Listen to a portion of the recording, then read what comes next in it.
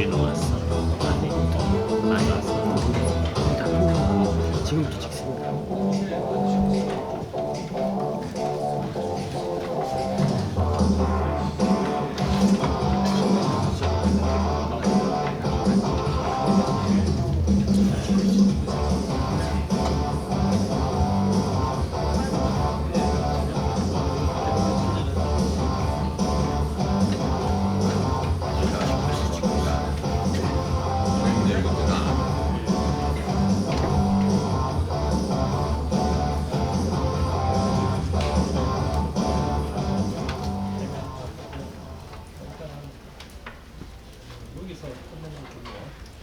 네, 안녕하십니까 여러분. 텐스토렌트 새로운 AI 하드웨어 가속기 오픈소스 생태계로의 여정이라는 주제로 오늘 이 뜻깊은 자리에 함께하게 된 아나운서 오유진입니다. 반갑습니다.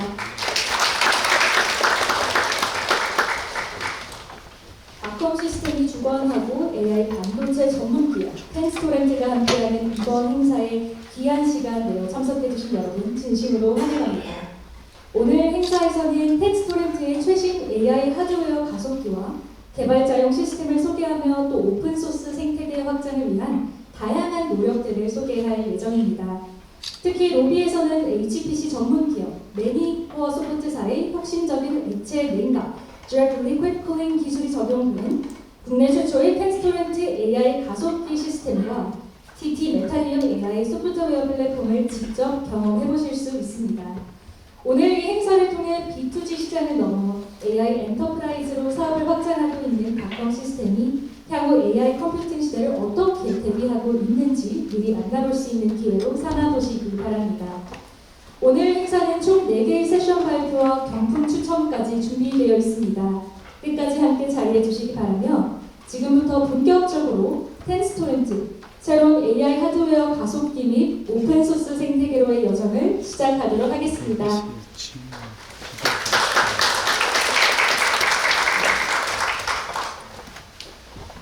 네, 먼저 개회사가 있겠습니다. 개회사는 이번 행사를 주최해 주신 닷컴 시스템 윤덕로 대표님께서 수고해 주시겠습니다. 윤덕로 대표님을 앞으로 모시겠습니다. 모두 큰 박수 부탁드립니다.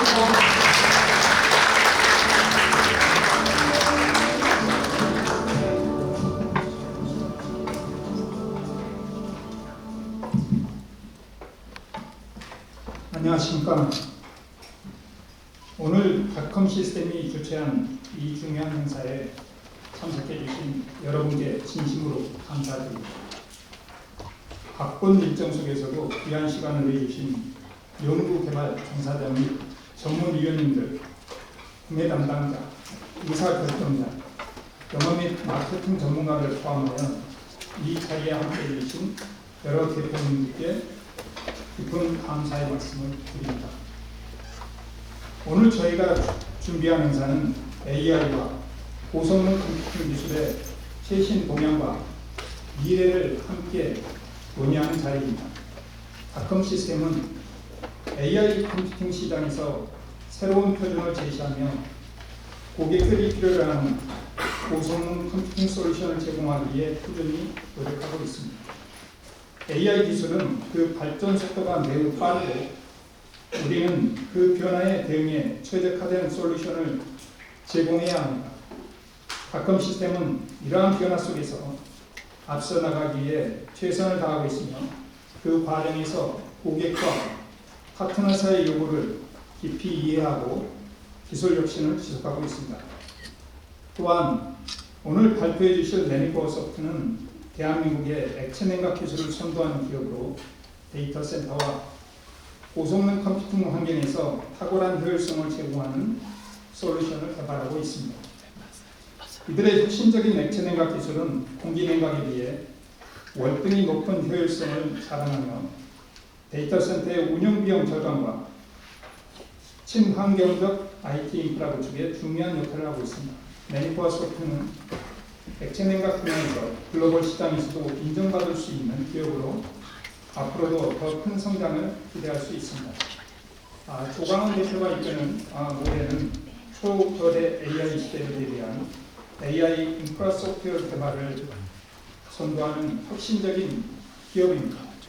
CPU와 NPU 라이브러리, 자동 병렬 및 최적화 컴파일러, AI 모델 최적화 솔루션에 이르기까지 폭넓은 AI 인프라 소프트웨어 스택을 제공하며 AI 개발과 운영에 복잡한 문제를 해결하는 데 기여하고 있습니다. 모레는 AI 산업의 발전에 중요한 역할을 하며 글로벌 시장에서 그 기술력을 인정받고 있습니다. 오늘 이 자리를 더욱 뜻깊게 만들어준 텐스토렌트는 AI 반도체 분야에서 빠르게 성장하고 있는 글로벌 스타트업으로 신경망 처리 장치와 고성능 리스크 파일 프로세싱 기술을 바탕으로 AI 반도체 칩의 혁신을 선도하며 글로벌 시장에서 큰 주목을 받고 있는 기업입니다. 텐스토렌트는 AI 반도체의 기술 혁신을 이끌며 앞으로의 기술 변화에 크게 기여할 것으로 기대됩니다. 이 행사를 위해 기꺼이 시간을 할애해준 텐스토렌트의 CCO인 데이빗 베넷과 김호욱 지사장, 정택 상무님께로 감사의 말씀을 드립니다. 오늘 이 자리를 통해 닷컴 시스템은 이러한 혁신적인 파트너들과 함께 AI 컴퓨팅의 미래를 만들어 나가고자 합니다. 우리는 고객에게 최적화된 솔루션을 제공하고 AI 생태계 지속 가능한 발전을 위해 꾸준히 노력할 것입니다. 이번 행사가 AI 및 HPC 분야의 중요한 논의와 협력을 통해 더 큰 발전을 이루는 계기가 되기를 바랍니다. 끝으로 오늘 참석해 주신 모든 분들께 다시 한번 진심으로 감사의 말씀을 드리며 여러분 모두가 유익한 시간 보내시길 기원합니다. 닷컴 시스템과 함께 더 나은 AI 기반 컴퓨팅 환경의 미래를 만들어가기를 기대하며 앞으로도 많은 관심과 성원 부탁드립니다. 감사합니다. 네, 윤정로 대표님 좋은 말씀 감사드립니다. 다음은 본 행사를 위해 애써주신 텐스토렌트 짐 켈러 CEO님의 축사가 준비되어 있는데요. 특별히 먼 곳에서 또 이렇게 영상을 보내주셨습니다. 짐 켈러님을 영상으로 만나보겠습니다.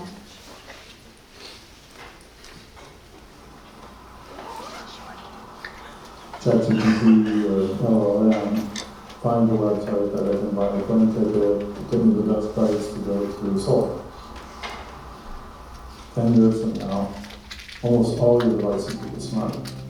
Your refrigerator, you could say, hey, what's in my refrigerator? Please put an order for this technology. And it's going to happen. And then, at what point do you say your life? 짐 켈러는 애플, 테슬라, AMD를 거치며 실리콘밸리 맞춤 칩 혁신의 역사를 주도했습니다.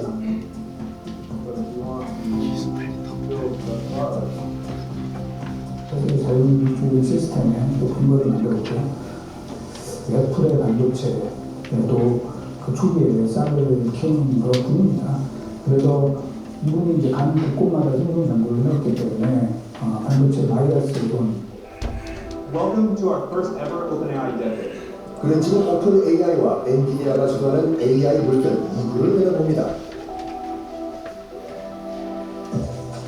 이 첫 번째 물결 뒤에 훨씬 더 많은 기업이 훨씬 저렴한 비용으로 다들 각자의 칩을 만드는 시대, 이른바 AI 민주화 시대가 온다는 겁니다.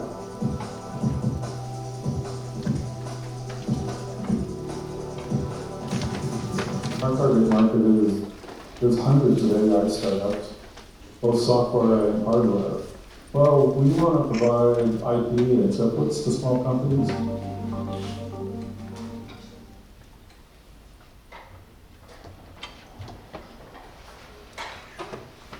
Hello, I'm Jim Keller, CEO of Tensorflow. We're building RISC-V-based AI computers and servers to open source our software. And we're working to build the simplest AI software possible that's compatible with all the AI programming models. Tensorflow is innovating in the AI market and aims to lower the cost structure of AI solutions with our high-performance products and open source software stack. We're excited that Wave 5 will be the first official approved distributor of Tensorflow products. We are honored to be contributing to the advancement of AI technology in Korea. And we are honored to work with leaders like this in Korea to continue our goal and tradition of innovation.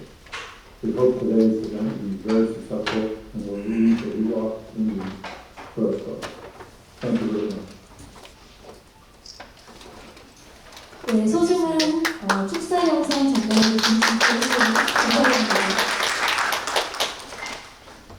지금부터 본격적으로 강연을 시작하도록 하겠습니다.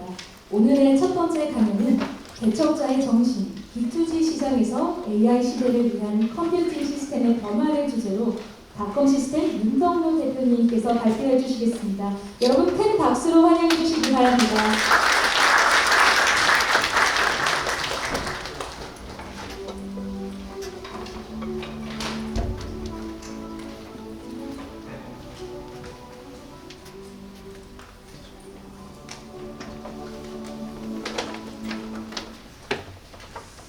안녕하십니까. 다시 한번 인사드리겠습니다.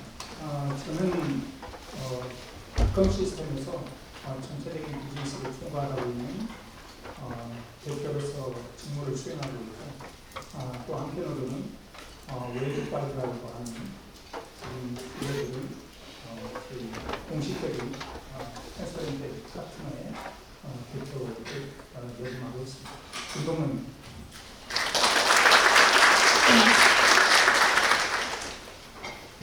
닷컴 시스템에 대해서 이와 같은 주제로 여러분들에게 약간 심리적인 대화를 나누고 기본적으로 회사 소개하고 그다음 AI 반도체, 그다음에 AI PC, AI 강국이 될 수 있는지 아니면 저희가 처한 어떤 대한민국이 현재 놓여 있는 전체적인 상황을 한번 들여다보고 마지막으로는 조달 데스크톱 시장, 서버 그리고 여기에 관련된 라인업들을 소개해서 이 세션을 진행할까 합니다. 닷컴 시스템이 걸어온 길입니다. 제가 닷컴 시스템을 생각을 하기를 더 퍼스트 무버 B2B 마켓입니다. B2B 마켓은 굉장히 작게 표현하는 나라지 않고 조달 시장입니다. 여러분들이 생각하시는 엔터프라이즈나 기업형의 어떤 가까운 시장보다는 국가 예산을 집행하는 정부 기관들을 대상으로 제품을 개발하고 판매하는 전문적인 회사들을 말합니다. 닷컴 시스템은 2013년에 설립이 되었습니다. 여러분들이 아주 잘 아시는 회사가 하나 있죠. 다나와. 아마 IT 쪽에 컴퓨터 쪽에 관련된 분들은 다나와라는 플랫폼을 모르시지는 않을 겁니다. 다나와가 2013년에 조달 전문 기업을 설립한 회사가 다나와 컴퓨터였고요. 나중에 이제 다른 회사로 매각이 되면서 그 사명을 닷컴 시스템으로 2023년에 변경을 했습니다. 2014년에 AMD 최초의 어떤 업계 최초로 AMD 조달 등록을 한 회사이기도 합니다. 이때 조달 시장의 AMD는 전무했었습니다. 그냥 시장 마켓시어가 0%였죠. 그때 처음으로 닷컴 시스템이 AMD를 조달에 등록을 했었습니다.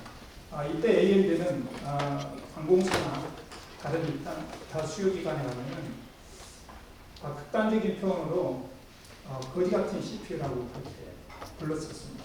그래서 왜 이딴 걸 가져오나. 그때 이제 닷컴 시스템이 조달에 등록을 했고 그 외에 여러 가지 인증을 거치고 성장기에는 2019년에 한 연매출 800억도 달성을 했고 문재인 정부 시절에 대통령 일자리 으뜸제 대통령 표창까지 받았습니다.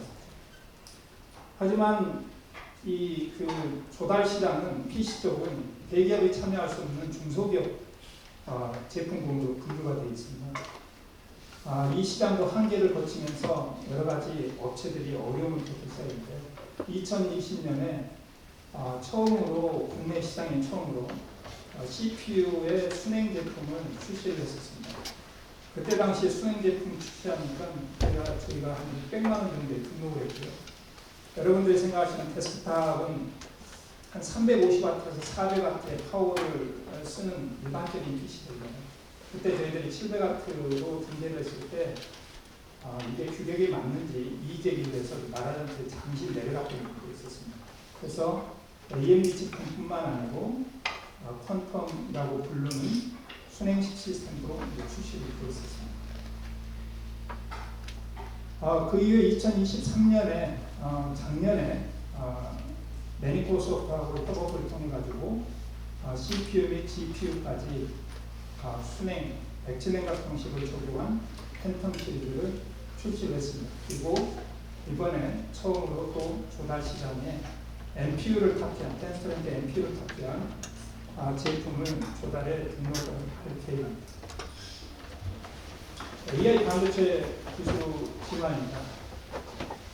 이 자료는 특정한 사이트에서 발췌를 해놨는데 다행스럽게도 저는 대학을 졸업하고 이 시장에 우연찮게 발을 딛게 되었는데 아주 운명적인 선택이었지만 잘 선택을 한 거죠.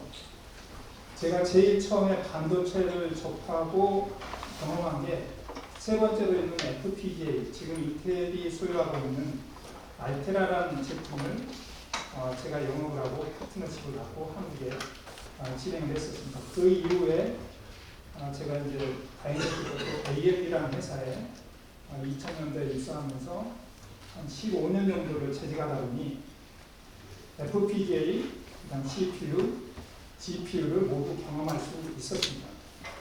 그래서 최근에 이제 책을 보니까 AI 반도체에 대한 여러 가지 백그라운드들이 과거의 발자취들을 들춰보는 책들이 있는데 상당 부분 제가 실제로 현장에서 경험했던 얘기들을 많이 접할 수 있었습니다. AMD와 인텔은 사실은 페어차일드 반도체라는 회사에서 1968년과 1969년에 각각 출범한 회사들이죠. 그래서 저는 운이 좋게도 AMD를 설립한 직접 CEO를 만나서 그렇게 직접 만나볼 수 있는 계기를 그때 당시에는 가졌었죠. 제리 샌더스 회장님이라고 아마도 2000년 초반까지만 역임을 하고 그 이후에 이제 CEO들이 많이 바뀌었죠. 젠슨함처럼 오너였습니다. 마케팅에서 출발하는 게 AMD고 기술에서 출발하는 게 인텔입니다.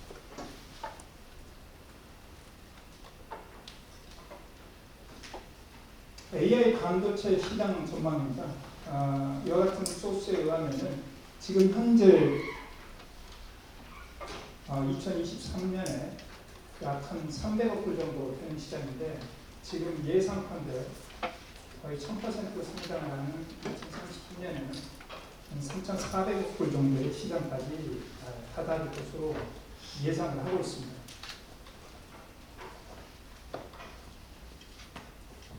이와 같은 어떤 성장세는 데이터 센터 내 생성형 AI 칩의 증가와 스마트폰, 자율주행, 차량용 AI 칩이 급속도로 아마 커질 것으로 예상됩니다.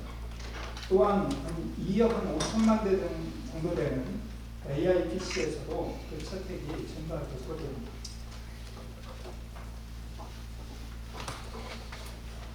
이 시장에서 가장 저희들이 이 AI를 접하게 된 가장 직접적인 영향을 끼치는 오픈 AI에서의 매출 우려를 잠깐 보겠습니다. 지금 예상컨대 3.5빌리언, 35억 불 정도, 34억 불 정도를 올해 매출 예상을 하고 있다고 합니다. 여러분들도 가입해서 쓰시는 20불을 내고 쓰는 그 770만 명의 전 세계 사용자들로부터 55%의 매출과 그 다음 21%의 엔터프라이즈 속에서의 매출, 그 다음 API 매출을 통해서 15%, 나머지가 8% 정도 되는데 이 매출 자체가 상당히 의미가 있는 게 지금 이 매출 자체가 매년 반복적으로 발생되는 수익이라고 볼 수 있습니다. ARR.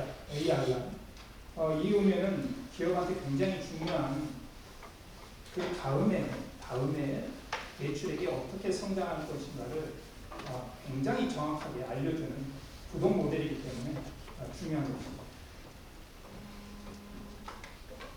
그런데 올해 약 50억 불, 그러니까 저희들 돈으로 한 6.5조 정도 되는 적자가 발생한다고 합니다. 그 중에서는 우리가 잘 알고 있는 GPU를 사서 이거를 학습을 하고 운영을 해야 되는데 거기에 서버 코스트가 40억 불 정도 됩니다. 그럼 벌써 한 35억 불 정도를 수익을 내는데 이미 40억 불의 기본적인 인프라에 들어가는 투자 비용이 있죠. 그 다음에 트레이닝 코스트가 자연스럽게 또 한 30억 불 정도 되고 인플로이들한테 비용이 15억 불 정도 들어간다고 합니다. 그럼 왜 이게 이렇게 오픈 AI 적자이면서도 이 비즈니스를 계속 하느냐? 지금 매출세는 굉장히 지속적으로 성장하고 있고 구글이 검색 시장에서 매출을 실질적으로 발생할 때까지 15년이라는 세월이 걸렸다고 합니다. 지속적으로 매출이 증가가 있고 그리고 어떻게 보면 API 매출액이 지속적으로 증가하는 것에 굉장히 초점을 많이 맞추고 있고요. 그다음 투자되는 비용은 이제 갈수록 줄어들고 경량화 및 최적화에 초점을 맞추고 있어서 지금 들어가는 비용보다 월 수익이 3.5배 정도 가파르게 증가되고 있다고 합니다. 그래서 일정 시간 브레이크 이븐을 넘어가면 굉장히 빠른 속도로 안정적인 매출액을 보일 것이라고 예상을 하고 있습니다. 생성형 AI 서비스의 성장세입니다. 이거는 여러분들이 그냥 느끼시기에도 여러분들이 하시고 있는 생산성에 보탬이 되는 어떤 여러 가지 도구들이 많이 나오고 있죠. 실제로 AI의 어떤 폭풍론도 제기되고 있습니다만 아마 향후 10년 동안은 이 AI라는 단어를 버리고 아마 살아가는 어떤 그런 일은 없을 것 같습니다. 그래서 지금 많은 일자리나 여러 가지 것들이 위협을 받고 있지만 실제적으로 과거 100년 동안 50%의 일자리는 없었던 일자리입니다. 그래서 제 개인적으로는 굉장히 낙관적으로 생각하고 있습니다. 없어지는 만큼 또 다른 일자리는 생길 것입니다. 여러분들이 보시는 여러 가지 생성형 AI 시장에서의 몇 가지 사례들입니다. 생산성, 마케팅, 디자인, 비디오, 코딩, 그리고 챗봇 콘텐츠, 음악, 서치, 리테이까지 아마 여러분들이 이 중에 몇 개는 아마 지금도 사용하고 계시고 업무에 충분히 활용하고 있는 그런 생성형 AI입니다. 저도 여기에서 한 5개 정도를 아마 사용을 하고 업무에 좀 활용을 하고 있습니다.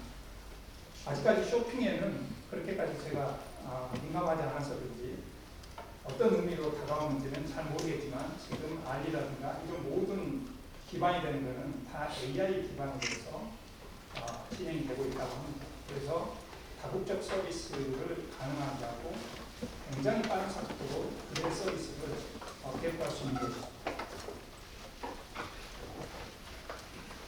전용 AI 칩의 성장입니다. 지금까지는 학습하는데 많은 비용이 들고 국내 어느 기업도 사실 이 학습 시장에서 글로벌 빅테크들과 경쟁하는 것은 사실 굉장히 부담스럽고 하지 못하고 있는 상황입니다. 제가 혹시 여기에 오셨는지 모르겠지만 등록하는 회사 중에 네이버가 있는데 네이버가 가장 많은 칩들을 사실 엔비디아 제품들을 사서 활용을 하고 있죠. 아마 1년 반 전인가 1,600억 정도의 A100톤 탑재된 슈퍼팟을 구매를 했었습니다. 이게 네트워크 장비가 한 250억 했었고 나머지가 엔비디아의 A100 장비였습니다. 그렇게 규모를 살 수 있는 대한민국 고객은 없습니다. 아마 여기에 관련된 국가 기관도 참여하신 걸로 알고 있는데 한때 키스트에서도 3천억 정도의 비딩을 붙였는데 결국은 구매를 못했습니다.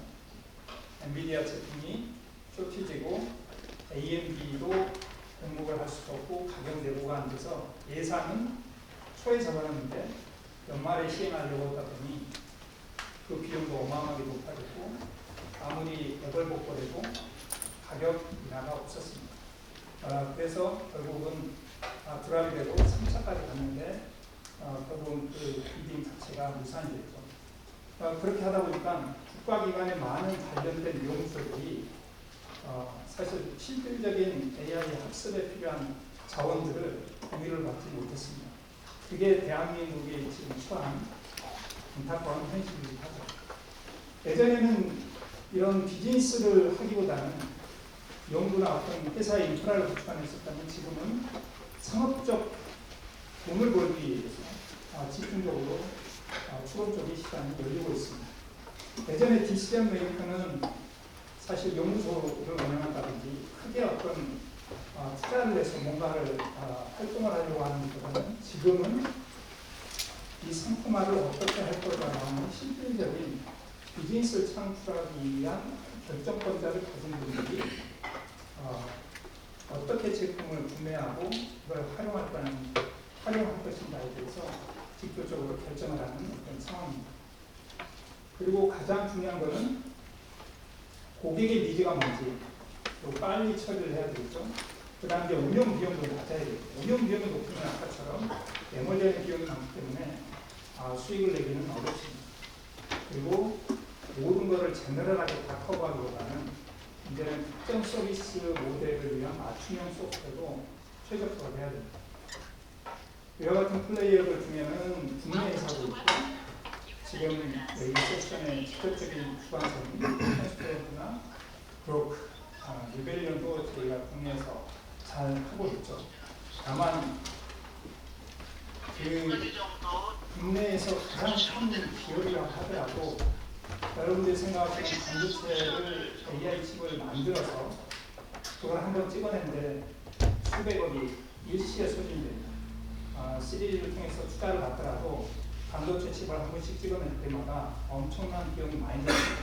그래서 이거는 일반 기업이 사실은 여기에 굉장히 부담스러운 일이기도 하죠.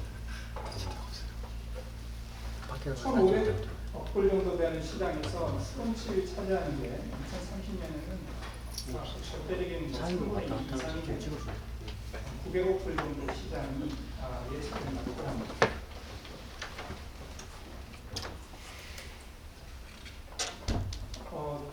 여러분들이 저보다는 훨씬 더 전문가들입니다. 제가 알고 있기로는 투자와 관련된 분들도 참석하고 계시고 교수님들도 참석하고 계시고 국가기관에서 근무하는 전문 임용진들도 계십니다. 그리고 소프트웨어를 직접 다루는 개발자들도 계십니다. 저는 소프트웨어가 뭔지는 알지만 직접 코딩을 해본 적은 경험이 많이 없습니다. 다만 하드에 대한 부분에 대해서는 이제 경험이 좀 많이 있죠. 지금은 서버린 AI 여러분들 많이 들어보시겠지만 또 인클루시브라고 하는 효용성 AI라고도 하더라고요. 저는 이 말에 굉장히 공감을 하는데 어전의 전쟁이면 속도와 타이밍. 근데 필요한 게 사람과 물과 전력입니다.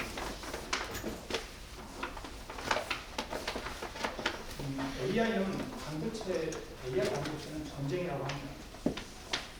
근데 여러분들 생각해 보시면은 전쟁이 과연 전쟁이 나면은 누가 나서죠? 사실 국가가 나섭니다. 민간 기업이 나서지 않죠. 국가가 주도해서 전쟁을 치르는데 AI는 제 개인적으로는 그냥 전쟁입니다. 가장 강력한 힘을 가지고 있고 패권을 가지고 있는 미국은 이 시장을 그냥 딱 배틀필드 진짜 전쟁터로 보고 있는 것 같습니다. 중국에 대한 체제가 그렇죠. 그냥 저희들이 생각하는 왜 그렇게 심하게 하지라고 하는 게 아니라 정말로 목숨을 건 전쟁을 하고 있다고 느껴집니다. 방위산업과 우주항공, 그 다음 저희들이 향후에 저는 대한민국이 앞으로의 어떤 이 정도 상황을 유지하는 것만으로도 저는 굉장히 잘한다고 생각하는데 이 세 가지를 빼놓고는 저는 결코 지탱할 수 없다고 봅니다. 그리고 인재, 인구가 절벽이고 지금 태어나는 전체적인 인구수가 급격하게 0.68이라고 합니다. 두 사람 사이에서 0.68명이면 정말 어마어마한 절벽인 셈입니다.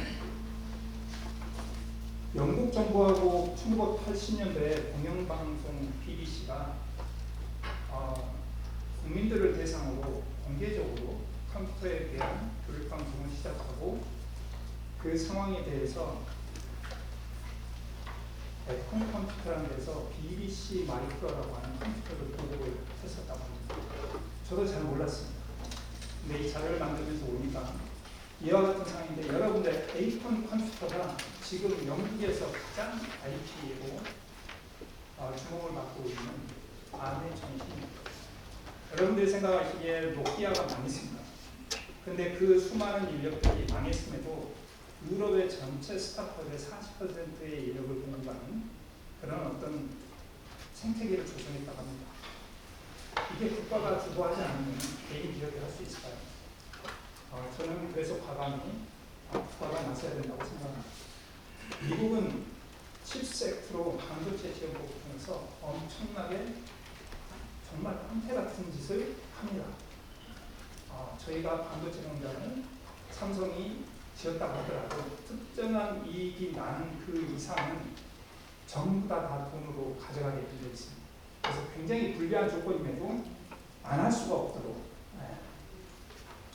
불행하게도 지금 삼성전자에서의 어떤 투자라든가 반도체 시장이 상황이 좋지 않아서 잠시 좀 주춤거린다고 하는데, 그 다음 BIA.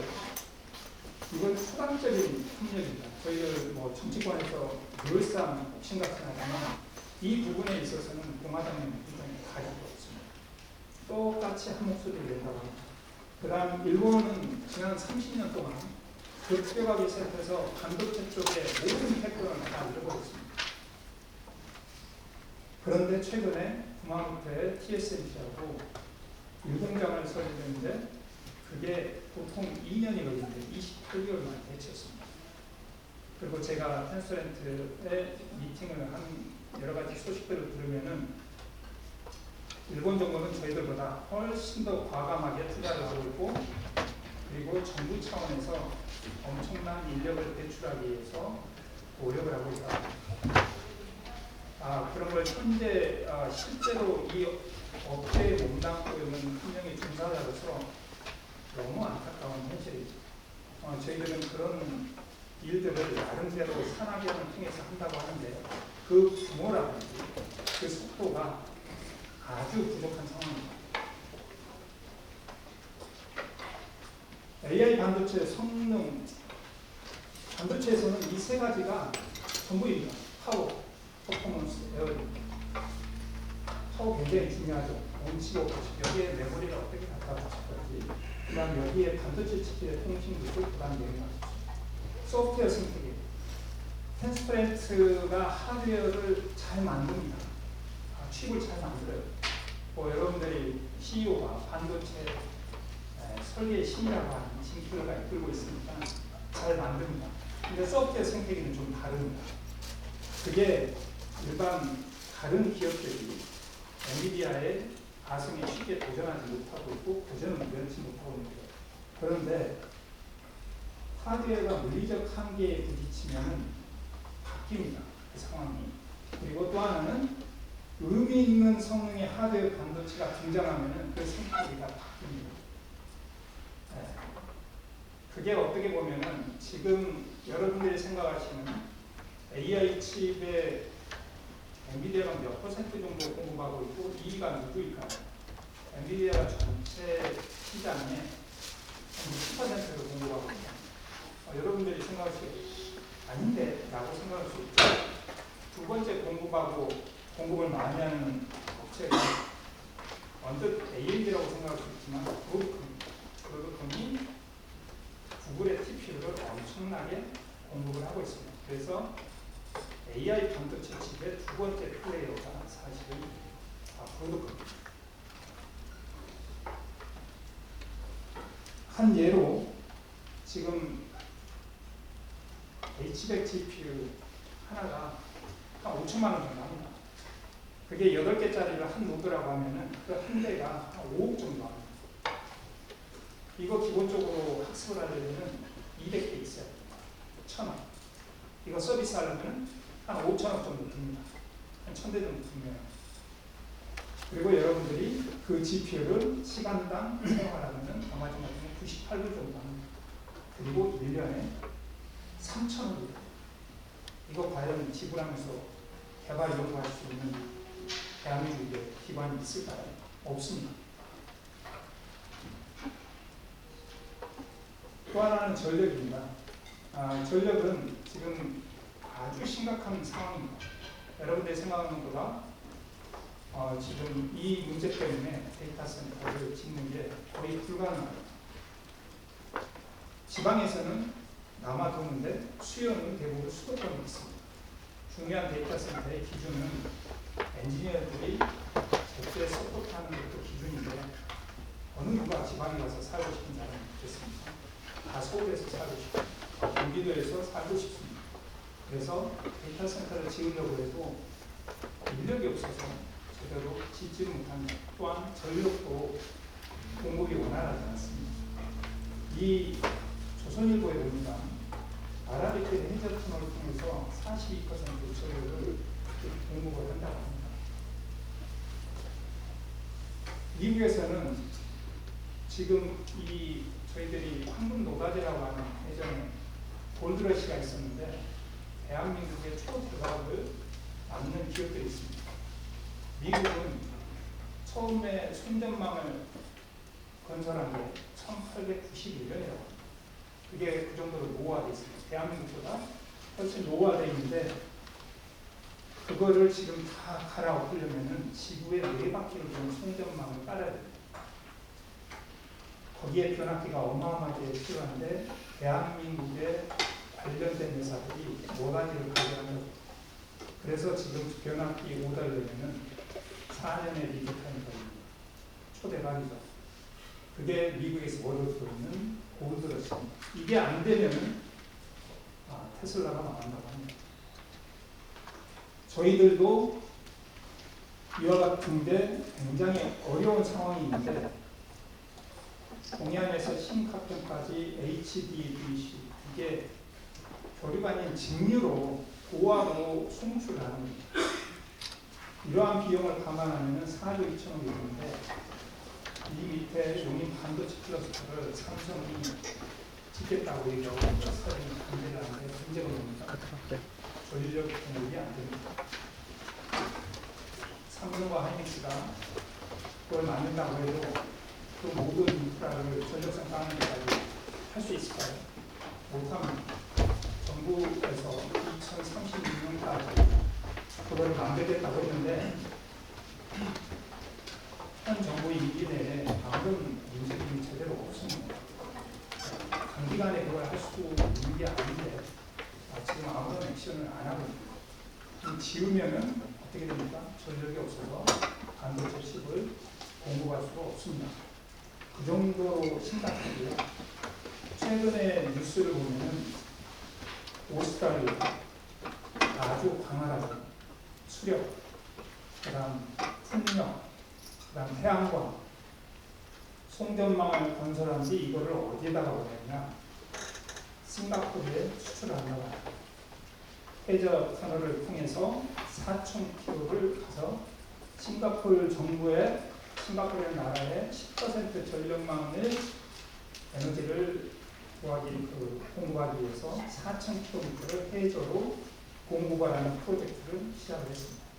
이 정도로 전력은 앞으로 대한민국의 아주 큰 반드시 풀어내야 할 어떤 숙제라고 생각을 합니다.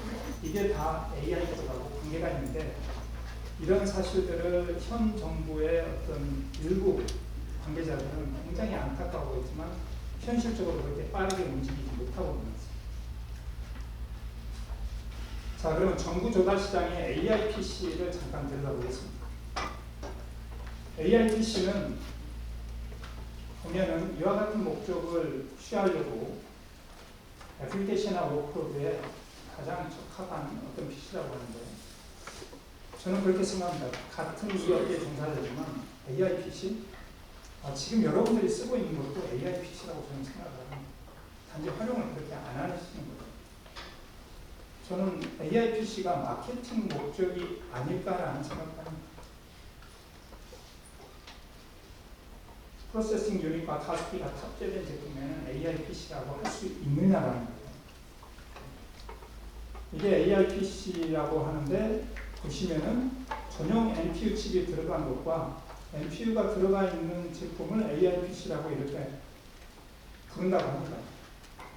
그런데 이 AI PC는 다른 일반 PC에 비해서 그렇게 큰 차이점이 없습니다. 마이크로소프트가 정의한 코파일럿이 탑재된 PC를 AI PC라고 지원하는 것을 9가지 기능들을 지원하는 것을 AI PC라고 하는데 40톡스의 NPU 성능이 있으면 된다고 합니다. 근데 아직까지는 퀄컴을 제외하고는 인텔이나 AMD가 이 40톡스를 아직 아직 나오지 못했습니다. 아마 조만간에 곧 나올 것으로 예상이 됩니다. 나머지는 굉장히 평이한 사양입니다. 일반적인 하드웨어 구성은 여러분들이 게이밍을 할 때 충분히 지금 가지고 있는 PC들입니다. 다만 그게 AI에 적합하지 않다는 것은 기본적으로 엔비디아의 4090 GPU를 가지고 있다면 거의 30톱스가 아닌 거의 300톱스가 나오는 어떤 성능을 가지고 있습니다. 그걸 단지 우리는 다른 용도로 활용을 하고 있는 것이죠. 온 디바이스입니다. 여러분들이 생각하기에 제가 아까 얘기했지만 인텔이라는 회사가 넘버2인 AMD 회사로 가서 거지 같은 CPU에 제가 마이크로소프트가 포스코 삼성동에 있었어요. 근데 지금은 종로로 광항 쪽으로 갔잖아요. 그때 당시에 미팅을 하고 있으면 인텔 담당자가 오니까 빨리 미팅 종료하고 나가라고 했었습니다.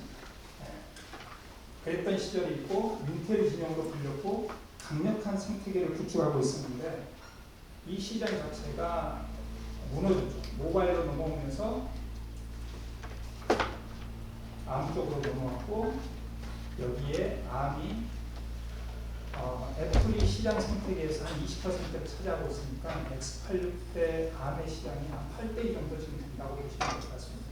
근데 최근에 윈도우즈 on ARM 그래서 스냅드래곤 8세대 X 엘리트 제품을 탑재한 모바일 랩톱이 출시가 됐죠. 다만 그게 생태계에서 그렇게 잘 활용할 수 없는 게 어떠면 그런 이 에코시스템을 아직까지는 완벽하게 구축하지 못한 아쉬움이 있지만 현재 ARM이 그렇게 폭발적으로 성장했습니다. 저희가 하고 있는 게 ARM이 라이센스의 어떤 벽이 있다고 하면 리스크5는 텐서랜드가 지향하는 리스크5는 오픈소스 생태계를 지향하기 때문에 아마 지금 중국이라든지 이런 데서는 엄청난 속도로 리스크5에 대한 투자를 하고 있습니다. 아마 지금은 리스크5 서버까지도 만들어내고 있는 것으로 알고 있습니다. AI PC는 2027년에 약 60%까지 성장할 것으로 보입니다. 시장에 대한 요구사항은 이런 정도고요. 그래서 AI PC도 거의 2억 5천만 대 정도 되는 연간 판매 수량의 60%를 아주 빠르게 따라갈 것으로 보입니다. 여기에 관련된 분도 기관도 오셨는데 정부 조달에 관련된 사업을 하다 보니까 제가 생각하는 국가연구기관에 저희들이 가지고 있는 제품을 이런 연구기관에 공급해보면 어떨까? GKST 8위, 그 다음 국방 관련 것으로는 국방과학연구소, 국방기술품지로 강의사업소. 제가 여기 납품한 적도 있고 직접 어디가 있는지도 알고 그런 경험들이 있습니다. 조달을 하다 보니까 국가정보데이터센터 여기에 또 관련된 분도 참석하신 걸로 알고 있고요. 교육기관, 그 다음 공공의료, 교통 관련, 기상 관련 이러한 굵직굵직한 어떤 국가기관들이 국가의 예산을 바탕으로 해서 선도적으로 AI에 관련된 제품들을 사용을 해보고 그 생태계를 만들어가는데 지원을 해줘야지 이게 다른 쪽으로 참가가 되지 일반 사업에는 쉽지 않습니다. 제가 한 기사를 보니까 AI PC 개발용으로 프로젝트를 신청해서 70억의 예산을 이 중에 한 군데 가운데 있는 한국과학기술의 한 교수님이 받았다고 했는데 그 예산이 안타깝게도 7년 예산입니다. 아까 H대 5억이라고 했지 않습니까? 1년 예산 가지고 2개 사면 끝입니다. 그걸 가지고 얼마나 많은 연구 활동을 할 수 있을지 좀 안타깝습니다. AI 강국이 될 수 있을까? 대한민국은 전 세계에서 한 6개 중에 속하는 제조 강국입니다. 여러분들이 생각하시는 비행기, 배, 모든 전략 물자부터 사소한 생물품까지 다 만들 수 있는 인프라를 가지고 있습니다. 그래서 충분히 가능성이 있다고 생각합니다. 그런데 그걸 어떻게 하는지는 굉장히 중요한 숙제입니다. 글로벌 AI 국가대표는 한국이 6위라고들 하는데 계속 떨어지고 있는 것 같습니다. 인클루시브 AI에 대해서 각 국가가 진행하고 있는 저러한 상황들을 보면 더 적극적으로 나서야 되지 않을까라고 생각합니다. 자, 데스크톱 시장 빠르게 넘어가 있습니다. 등록업체 수 46개고 5대 수가 2,465개, 그 다음 연간 수량이 한 42만 대에 4,200개 정도 시장입니다. 교육기관이 55%를 차지하고 있고 저희가 이 사업에 굉장히 중요하게 생각하는 섹터 중 하나입니다. 인텔과 AMD 제품이 한 8대2 정도, 9대2 정도 되는데 인텔 i5 제품이 그 중에 거의 60%를 차지합니다. 여기 위에 90만 원대 제품, 100만 원에 가까운 제품에 비해서 다음 시스템이 현재 퀀텀이나 팬텀으로 출시하는 ASP를 보면 400만 원대에서 다양하게 200만 원 후반까지 있습니다. 이러한 제품들은 AI나 연구 활동으로 주로 사용하는 개발자 연구로 지금 사용을 하고 있습니다. 닷컴 시스템은 이러한 노력의 일환으로 국내 최초로 3000A다의 엔비디아 제품을 가진 고성능 노트북을 출시를 했습니다. 아마 조달 등록에 지금 599만 원으로 등재가 되어 있고요. 자, 지금 여러분들이 보시는 몇 장의 슬라이드는 향후에 지금 공급을 하고 있고 공급을 하고 있는 밖에 나가서 제품들을 보실 수 있는 제품들입니다. GDP 시장 최초로 데스크탑 CPU 수냉 퀀텀을 출시를 했고 누적 판매 수량이 5,000개고 저희들이 처음으로 했고 한 6개 업체가 지금 판매를 하고 있습니다. 16종에 해당하는 모델을 지금 제품을 판매하고 있습니다. 이건 CPU만 액체냉하고 같은 제품입니다. 자, 앞으로 출시될 데스크톱 GPU 팬텀 시리즈입니다. 인텔 제품에 플래그십까지 장착을 하고 라이젠의 가장 최선의 모델 4050까지 여러분들이 스로틀링이 없이 내 책상에서 좀 더 쾌적하게 사용할 수 있도록 이렇게 액체냉을 방식으로 만들어서 약 9가지의 모델을 조달해 등록할 예정입니다. 데스크톱 NPU, 그러니까 텐스토렌트 제품도 출시를 할 계획을 가지고 있습니다. 아키텍처가 다르고 스케일링 업이 가능한, 그 다음 AI에 최적화된, 그 다음 메모리 대역까지 확장성을 가질 수 있는 제품들을 이렇게 2가지 라인으로 갖추려고 합니다. 워크스테이션 GPU 팬텀 시리즈 개발자입니다. 일반 소비자용은 아니니까요.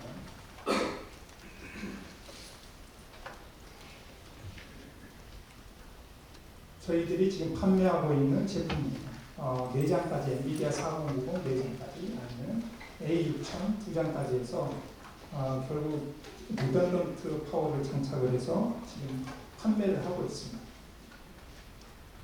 새롭게 출시될 제품은 펜스토렌트의 제품입니다.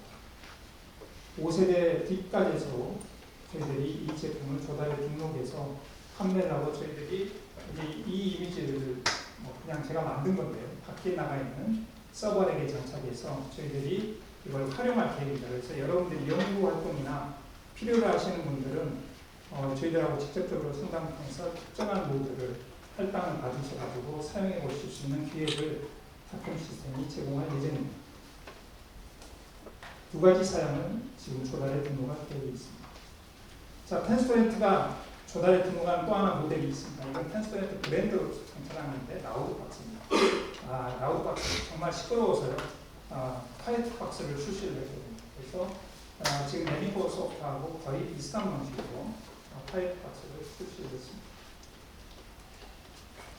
이 제품들은 밖에서 보실 수가 있습니다. 자, 텐스토렌트는 여러분들이 생각하시는 것처럼 IP부터 카드, 칩, 그 다음 뭐 이런 갤럭시와 같은 갤럭시라고 부르는 서버, 그 다음 저희들이 생각하는 이 웹 단위까지 다양하게 라인업을 갖추고 공급을 하려고 합니다. 그래서 여러분들이 국가기관에서 필요로 하는 이런 고성능의 컴퓨팅 환경을 구축하기 위한 그런 제품들을 닷컴 시스템과 웨이파이가 조달 등록을 함으로써 여러분들의 선택에 조금 더 도움이 되고 그와 더불어 또한 소프트웨어적인 부분까지도 함께 제공을 하기 위해서 노력을 하고 있습니다. 이상으로 제 세션을 마치도록 하겠습니다. 감사합니다. 네, 강연을 진행해주신 문덕훈 대표님 감사드립니다. 저희는 간단한 Q&A를 진행하도록 할 텐데요. 강연에 대한 질문이 있으신 분들은 손을 들어주시면 저희 진행요원이 마이크를 전달할 예정입니다. 혹시 질문 있으신 분들 계실까요?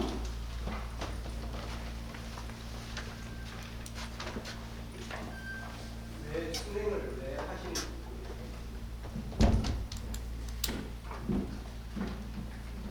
네, 저희들이 그 순행을 하는 이유는 가장 크게는 제대로 된 성능을 낼 수가 없습니다. 반도체 칩상 반도체를 보호하기 위해서 어떤 특정한 그 온도로 올라가면 스로틀링 현상이 걸립니다. 특히나 GPU는 더더욱 심하고 CPU 하나만 했을 때는 별 문제가 없었는데 GPU는 여러분들이 그냥 쉽게 생각하면 4090이 350만 원, 뭐 290만 원, 300만 원 정도 됩니다. 근데 그 밑에 라인업인 4080이 100만 원이 더 쌉니다. 근데 여러분들이 공랭으로 4090을 공랭으로 돌리면은 4080보다 못한 효과를 가질 수 있어요. 물건은 4090을 샀는데 성능은 안 나옵니다. 근데 그걸 돈을 주고 샀는데 모릅니다. 그리고 반도체 수명에 영향을 줍니다. 그래서 특히나 채굴하시는 분들은 그걸 아마 아실 거예요. 엄청 빡세게 돌리면은 수명이 굉장히 짧아집니다. 그래서 이러한 방법으로 그 성능을 제대로 내기 위해서는 필요 불가결하게 엑스맨 같은 것이 필요합니다. 여러분들 2월달에 출시하는 5090 라인업이 500W라고 합니다. 그거 공랭으로 돌려서 그 성능을 뽑아내기는 어렵습니다. 그래서 기본적으로 연구 개발용이라든지 이런 제품들은 그 성능을 충분히 낼 수 있는 액체 냉각 방식이 CPU하고 GPU에 모두 다 필요하다고 생각합니다. 네.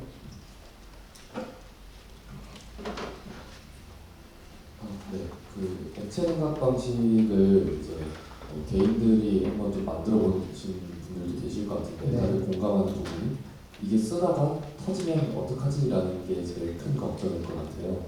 혹시 이제 판매하시는 액체 냉각 시스템 쪽에서 어떤 면으로 안전을 좀 보장을 해주시는지 듣고 싶습니다. 이 원천 기술을 가지고 있는 매니코어 소프트가 답변을 하는 게 맞긴 한데 저희가 판매한 제품은 아직까지 그런 일이 없었고요. 매니코어 소프트 제품을 잠깐 설명을 하면 10년 동안 아마 슬라이드 보셨겠지만 누수가 없었습니다. 그리고 가장 중요한 건 글로벌 회사인 슈퍼마이크로도 3개월에 한 번씩 리필하는 것을 기본적인 생각을 가지고 있습니다. 판매를 할 때. 지금 제가 알고 있는 6년 동안 단 한 번의 리필도 없었다고 합니다. 그러니까 증발이 없는 거예요. 그런 걸 생각하면은 제가 생각했을 때는 지난 6월 달에 컴텍스를 갔었어도 매니코 소프트 제품만큼 잘 만들어진 제품을 보지는 못했습니다. 그래서 굉장히 으뜸이라고 생각합니다. 제가 매니코 소프트는 2012년에 AMB 시절에 이재진 교수님을 만나고 여기 박종훈 대표를 만나서 그때부터 시작된 그 기술의 노하우가 집약되어 있다고 생각합니다. 네.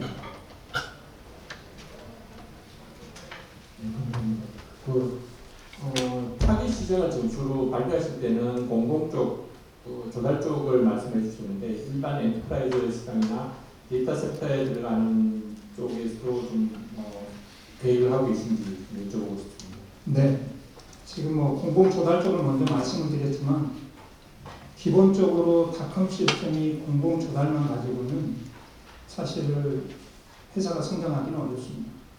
국내 조달 시장에 데스크탑은 1,000억이 한계입니다. 그 시장을 넘어서서 1,000억, 2,000억 하게 되면 엔터프라이즈 시장으로 들어가야 되고요.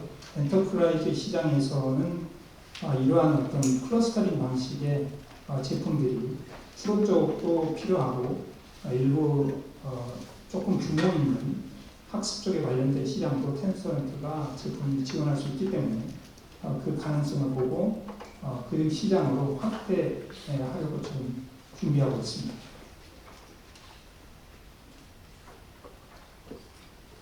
네.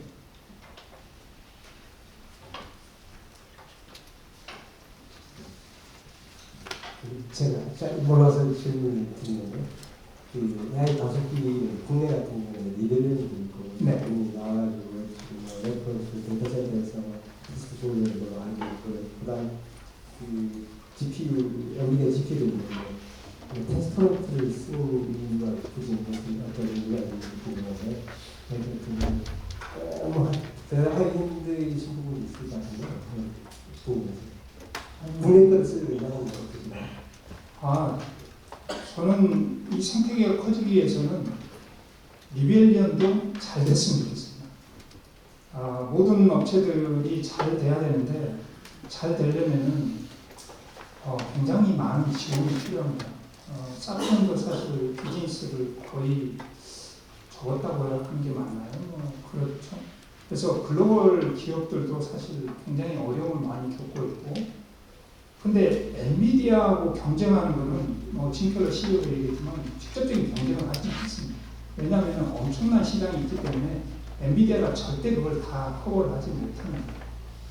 커가는 시장에서 텐스토렌트가 해야 될 거는 엄청난 어려움이 있지만 그 시장이 커지기 때문에 거기에 맞는 그 가능성이 충분하게 보상이 될 정도로 시장성이 크다는 겁니다. 그래서 리벨리언도 그렇고 나머지 국내 기업들이 성장을 잘 할 수 있도록 물론 그들은 추론칩이 전부인 거지만 텐스토렌트는 전체적인 추론과 학습을 병행할 수 있는 어떤 스케일러블한 어떤 그런 가능성을 충분히 갖고 있기 때문에 저희들이 이제 선택을 한 거고 지금 현재는 이 생태계를 조성하기 위해서는 아마 굉장히 많은 연구원들이 개발자분들이 정말 노력을 굉장히 많이 해주셔야지 이 생태계가 만들어지지 않을까 그렇게 생각합니다. 쉽지 않은 시장임은 분명한 것 같습니다.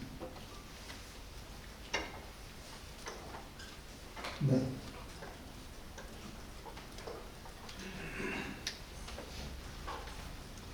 테스트네트 제품을 이제 써보고 있는데, 네. 기존에 이제 투자 시스템들이 소프트웨어 지금 코딩해야 되는 준비하거나 실행하는 5배 이상 되는 것 같은데, SDK나 이런 거 아니면 소프트웨어 지원 같은 건 또 생각하시는 게 있나요? 제가 소프트웨어 전문가는 아닌데 아마 5배면 조금 적게 한 거 아닐까? 더 할 것 같은데. 지금 직접 만들고 저희들이 구현을 하고 있는 레미코소프트의 박정호 대표도 그리고 이 구조적으로 소프트웨어 개발자들이 해야 될 일이 엄청나게 많습니다. 왜냐하면은 쿠다는 내가 어떤 실행을 하라고 던져주면 알아서 메모리하고 커뮤니케이션 자기들이 알아서 자원을 할당하고 하는데 대신 비효율적이죠. 근데 효율적으로 쓰려고 하니까 그 조그만 리스크 파일 코어 안에 그 메모리하고 연결된 모든 것들을 코딩을 다 개발자들이 할 수 있습니다. 효율적이지만 굉장히 많은 노력이 필요하죠. 근데 그게 오픈소스 생태계로 아마 상당 부분 많은 분들이 공유를 하고 있기 때문에 그 생태계가 좀 더 빨리 가지 않을까. 그리고 여기 오늘 아마 가장 많이 다뤄본 글로벌 회사 중에 여러 가지 회사들 중에 여기 지금 모레에서 그 부분들에 대해서 굉장히 많이 하고 있고 누구보다 더 잘하지 않을까 그렇게 생각을 하고 있습니다. 아마 5배 이상이 될 수도 있습니다. 사용하고 계시다 보니까 반갑게 합니다. 네. 네, 아쉽지만 저희는 시간 관계상 Q&A는 여기서 마치도록 하겠습니다. 강연을 진행해주신 윤경로 대표님 다시 한번 감사드립니다. 그리고 혹시 이 세션이 끝나고 난 다음에 잠깐 랩업 타임 때 궁금한 것들을 물어볼 수 있는 시간을 이 앞자리에서 가지려고 하거든요. 네, 그때 나눠서 또 이렇게 직접적으로 펜스턴트 시험 CCO인 메리팬에게 질문을 던져주시면 통역자분이 계시기 때문에 도움을 드리도록 하겠습니다. 감사합니다. 다시 한번 감사드립니다. 네, 다음 강연은 액체 냉각 기반 풀스택 AI 인프라 혁신 Server Integrated Direct-to-Chip Liquid Cooling System for AI를 주제로 매니코어 소프트 박정호 대표님께서 수고해 주시겠습니다. 여러분 따뜻한 박수로 맞아주시기 바랍니다.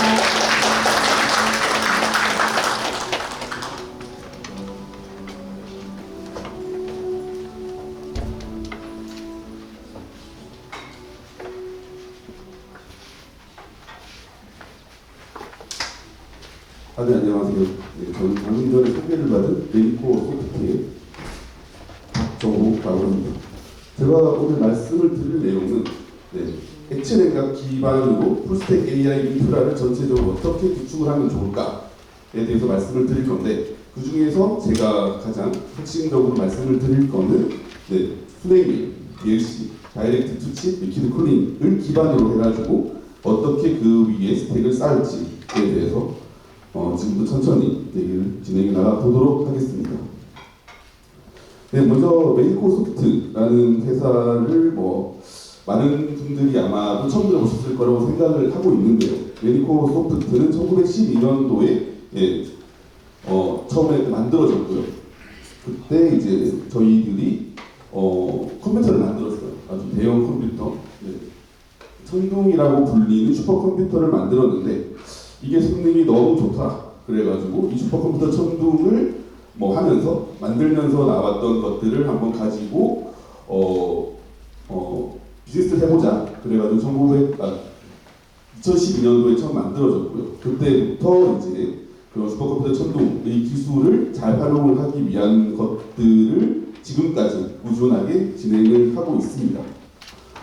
네, 그래서 일단 가장 매니코어 소프트의 가장 이제 저희가 하고 있는 일은 하드웨어와 소프트웨어 이 두 가지를 동시에 잘 쓸 수 있는 그런 방법에 대해서 이제 연구를 하고 있고요. 그래서 저희의 목적은 가장 좋은 컴퓨팅 파워를 여러분들에게 제공하는 데 있습니다. 여기서 가장 좋다라는 말이 다양한 글이 있을 건데, 의미가 있을 건데, 제가 생각하는 가장 좋다는 거는 목적에 맞는, 목적에 딱 맞는 거를 경제적으로 그리고 고효율로 이렇게 제공을 하는 게 저희의 목적입니다. 그래서 현재는 이런 고성능 컴퓨팅 중에서 이거를 활용하는 것 중 어플리케이션 중 가장 널리 쓰이고 있는 게 인공지능이기 때문에요. AI이기 때문에 그 AI를 언제나 누구든지 잘 활용할 수 있는 그런 컴퓨팅 파워를 만들고 그 컴퓨팅 파워를 제공하는 게 저희 회사가 목적이 있습니다. 그래서 저희가 이제 AI 스택 중에서 현재 가장 중점을 두고 있는 부분이 이 AI 서버 부분이에요. 이 AI 서버에서 액체 냉각 솔루션을 개발을 하고 있고요. 그 액체 냉각 솔루션을 기반으로 해가지고 이것들을 AI 클러스터를 만들고 그 AI 클러스터를 잘 활용하기 위한 그런 AI 인프라 소프트 스택까지 구축하는 그런 형태의 비즈니스를 전개를 하고 있습니다. 현재는 저희가 수준이 한 이 정도까지 와 있고요. 앞으로 계속 더 열심히 해가지고 이 AI 스택 중에서 인프라 쪽 스택을 다 구축할 수 있고 관리할 수 있고 운영할 수 있고 하는 회사로 거듭나고자 합니다. 그래서 이거는 많이 본 자료인데요. 구글에서 나온 자료인데 왜 AI를 하는데 액체 냉각이 필요하냐에 대한 얘기를 할 거예요. 그래가지고 여기 보시면 아시겠지만 작은 파라미터 모델 8 80억 개의 파라메터가 있는 거는 큰 기능이 없습니다. 한 두세 가지 기능 정도가 있던데 얘를 규모를 막 하다 보니까 크게 키우다 보니까 540빌리언 5,400억 개 정도 파라메터가 되니까 이러한 기능들이 막 생기더라라고 하는 것들이 속속들이 나오고 있고요. 이거보다 더 키우면 어떤 새로운 능력이 있을지에 대해서 지금 막 공부도 하고 탐구도 하고 연구도 하고 있는데요. 결국은 모델 크기를 키우니까 다양한 기능들이 생기더라부터 시작합니다. 그래서 이 하이퍼스케일 AI의 이 시대인데요. 엄청나게 이제 규모를 점점 더 크게 키우고 있어요. 그래가지고 모델의 규모를 키우니까 더 많은 컴퓨테이션이 필요합니다. 그리고 더 많은 컴퓨테이션을 하려면 더 크고 더 빠른 컴퓨터가 필요하고 그 더 크고 더 빠른 컴퓨터는 당연히 에너지를 많이 먹죠. 그 에너지를 많이 먹으면은 결국은 열이 많이 발생을 해요. 그래가지고 이 열이 발생을 하면 어떻게 되느냐. 아까 전에 윤호 대표 말씀하셨지만 퍼포먼스가 더 안 좋아지고 성능이 떨어지고 심지어는 막 성능이 50%까지도 하락하는 경우도 종종 있습니다. 그리고 컴퓨터 상태가 또 굉장히 안정적이지 못하게 됩니다. 컴퓨터가 갑자기 뚝 꺼진다거나 이상한 값이 나온다거나. 그리고 이런 것들을 해결하기 위해서는 어마어마한 또 에너지, 쿨링 에너지가 필요하고 그 쿨링 에너지에 대비한 그 쿨링 비용이 들어갑니다. 그래서 이런 것들을 이제 해결을 해야 되는 거죠. 결국은 더 큰 모델을 돌리려다 보니까 이렇게 문제가 생기고 해결책을 강구를 해야 되는 그런 상태까지 왔어요. 그래서 결국은 이렇게 저희가 이제 제시하고 있는 문제에 대한 해결책은 결국은 액체 냉각, 다이렉트 수치 리퀴드 쿨링을 이용한 액체 냉각과 그리고 이렇게 큰 클러스터링을 막 할 건데 대규모의 큰 클러스터 컴퓨터를 만들면은 얘가 또 굉장히 어렵습니다. 사용하기도 어려울 뿐만이 아니라 관리하기도 더 어려워요. 이 큰 시스템을 전체적으로 관리를 한다는 것은 굉장히 노하우가 많고 풍부한 경험을 가지고 있는 그런 고레벨 그런 관리자가 있어야 이게 관리가 되거든요. IT 전문가가 진짜 필요해요. 그런데 이제 그런 IT 전문가가 인더스트리에 맞느냐? 얼마 없습니다. 그래가지고 그런 것들을 다 묶어가지고 서비스를 만들어가지고 저희들이 그냥 이런 것들을 인프라, 프로페셔널 서비스라 그래가지고 AI 인프라를 운영하고 관리하고 구축하는 것까지 서비스를 제공을 하고 있습니다. 그래서 많이들 알고 계시죠? 엔비디아의 CEO신 진수만에서는 이제 얘기를 했죠. 이렇게 AI 워크로드가 에너지, 파워를 더 많이 소모를 하게 되면서 좀 더 어드밴스드한 쿨링 솔루션이 필요하다라고 얘기를 하고 그 다음에 이런 DLC 시스템을 이렇게 갖다 놨어요. 이건 뭐 엔비디아가 구축한 건 아니고요. 미국에 있는 그 업체에서 만든 건데 하여튼 이런 DLC가 없으면 이제 그 다음 세대 B200 같은 경우는 무려 1250W를 전기를 먹습니다. 이거를 과연 공기로 식힐 수 있느냐라고 하면은 안 된다 그래요. 그냥 아예 냉각 자체가 안 됩니다. 지금까지는 좀 더 잘 쓰기 위한 것이었다면 이제는 반드시 있어야 되는 이걸 쓰기 위해서 있어야 되는 그런 상태가 되어버린 거죠.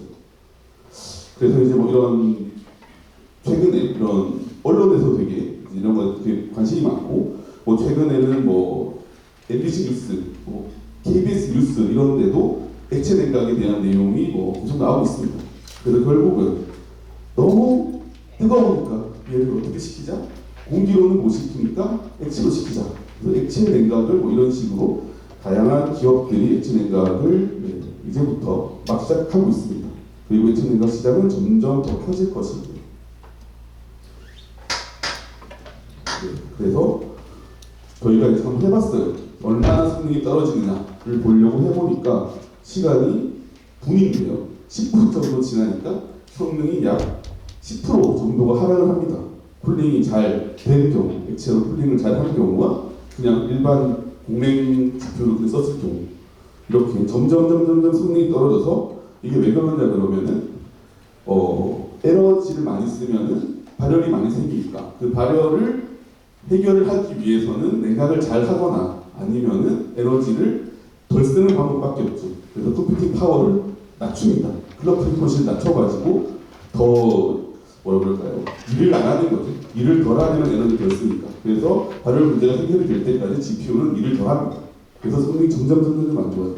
그래도 발열 문제가 해결이 안 되면 성능이 막 50%까지 발열됩니다. 그런 경우가 있기 때문에 결국은 냉각은 중요할 뿐만이 아니라 기본적인 것. 만약에 우리가 GPU 컴퓨터를 엄청나게 비싼 걸 사놨는데 성능이 50%밖에 안 나온다.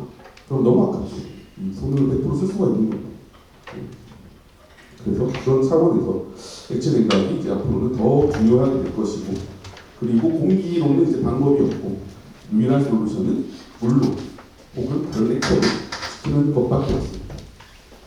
그래서 이렇게 미국 공조협회에서도 이런 화이트 페이퍼를 보면 결국은 싱글 코어의 시대 전력을 많이 안 먹어도 되게 쉬워요. 그 다음에 멀티 코어의 시대, 이거는 그냥 냉각이 잘 가능했는데 이 냉각이 얼마나 어려워졌는지에 대한 내용이거든요. 그래서 이때부터 이제 GPU가 본격적으로 사용되기 시작하고 GPU가 고밀집으로 사용되기 시작하고 엔비디아가 GPU에 막 코어를 막 때려박기 시작하면서 결국은 전력을 어마어마하게 보기 시작해서 막 처음에는 뭐 200W 없던 GPU가 지금은 뭐 300W, 400W, 500W, 뭐 800W, 1000W 이렇게 넘어가고 있어요.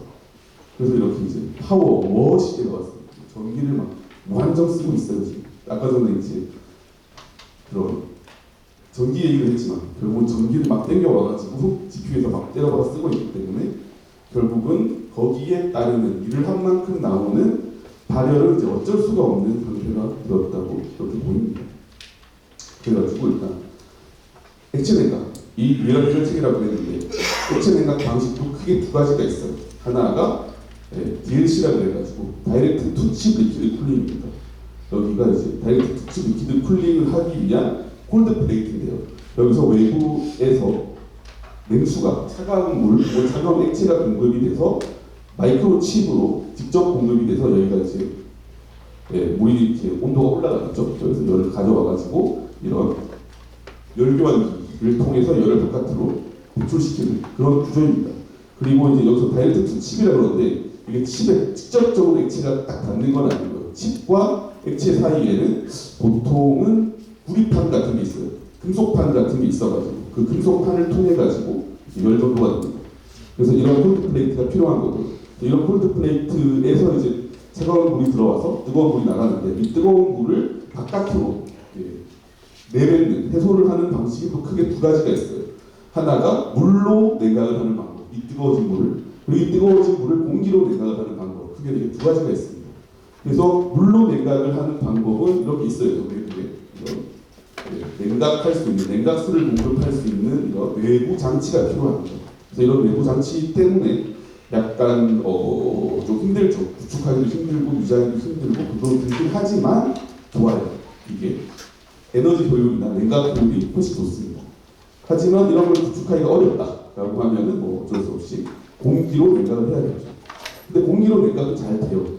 이게 왜 그러냐 그러면은 저희가 열심히 연구를 해본 결과 물의 온도는 50도만 안 넘으면 됩니다. 왜냐 그러면 GPU나 MPU나 이런 데서 온도가 되게 높거든요. 온도가 70도, 80도 이렇게 넘어가기 때문에 결국 우리가 유지하고 싶은 온도는 엄청나게 낮은 온도가 아니에요. 거기까지 유지할 필요는 없고 약 한 65도에서 75도 사이 그 정도 온도만 가지고 있으면 충분히 시스템이 안정적으로 동작을 합니다. 그러기 위해서는 물이 안 차가워도 돼요.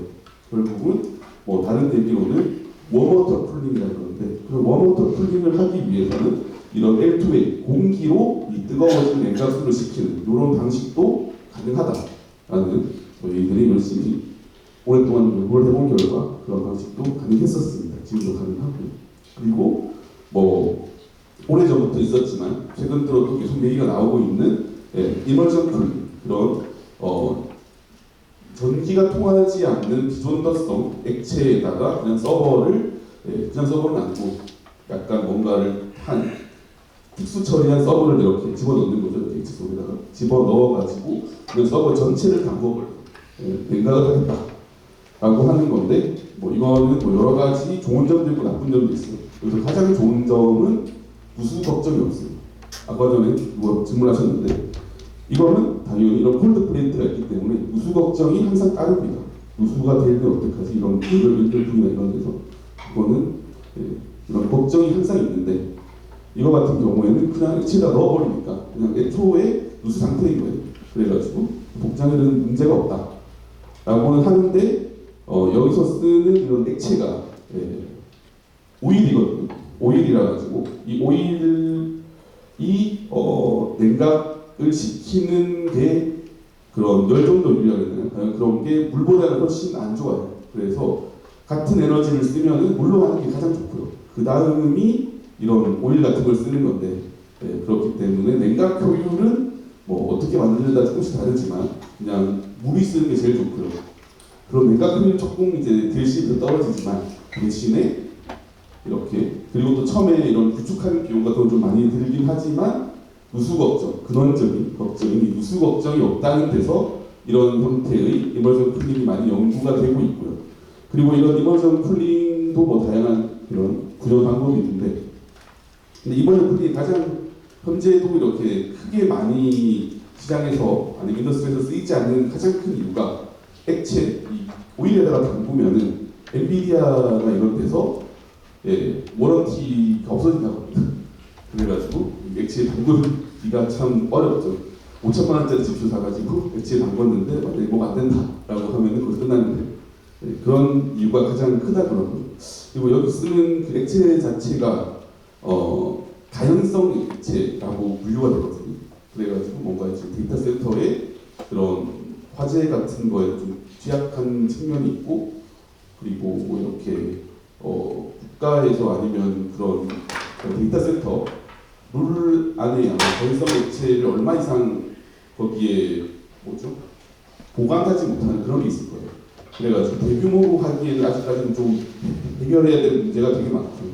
그래서 지금까지도 나온 지가 오래 지났음에도 불구하고 10년 넘었죠. 한 15년, 20년 정도 돼가는 것 같은데 하여간 이 기술 자체가 앞으로도 넘어야 할 산이 있고 그 산을 넘으면 이제 이것도 굉장히 다양한 곳에서 실제적으로 프랙티컬하게 구축에도 아마 활용될 수 있지 않을까라고 생각을 하는데 지금 현재 이걸 도입을 해서 데이터센터를 구축하겠다라고 하면은 그냥 약간 뭐랄까요 POC 정도까지 하는 수준이지 진짜 대규모로 구축을 하기에 이거를 쓰는 거는 저는 약간 아직은 좀 시기상조지 않나라는 개인적인 생각을 갖고 있습니다. 그래서 이제 글로벌 마켓에 대한 얘기를 잠깐 하면 2024년 현재 데이터 센터만 얘기를 하는 거예요. 데이터 센터의 냉각 시장만 얘기를 할 건데 그 냉각 시장, 냉각 비용이요. 냉각하는 그 서버 쪽은 아니고 냉각을 하는 공조 설비 같은 그런 걸 얘기를 하는 건데 거기에 그냥 공냉식 서버를 시키기 위한 공조 설비가 현재는 한 15빌리언 글로벌리 된다고 하고 마켓이 그리고 액체 냉각 서버를 시키기 위한 공조 설비가 한 3.4빌리언 그렇게 글로벌 마켓이라고 그러거든요. 하지만 지금부터 한 5, 6년 정도가 지나면은 전체 이제 글로벌리 데이터 센터 쿨링 마켓은 한 2배 정도 성장을 하는데 액체 냉각 시장은 굉장히 많은 성장세를 타고 거의 한 50% 이상을 차지할 걸로 전망이 되고요. 이 말인 즉슨의 의미는 액체 냉각 서버가 굉장히 널리 쓰인다. 팔리는 서버 중 한 절반 정도는 액체 냉각을 쓰게 된다라는 의미로 저는 이제 받아들이고 있습니다.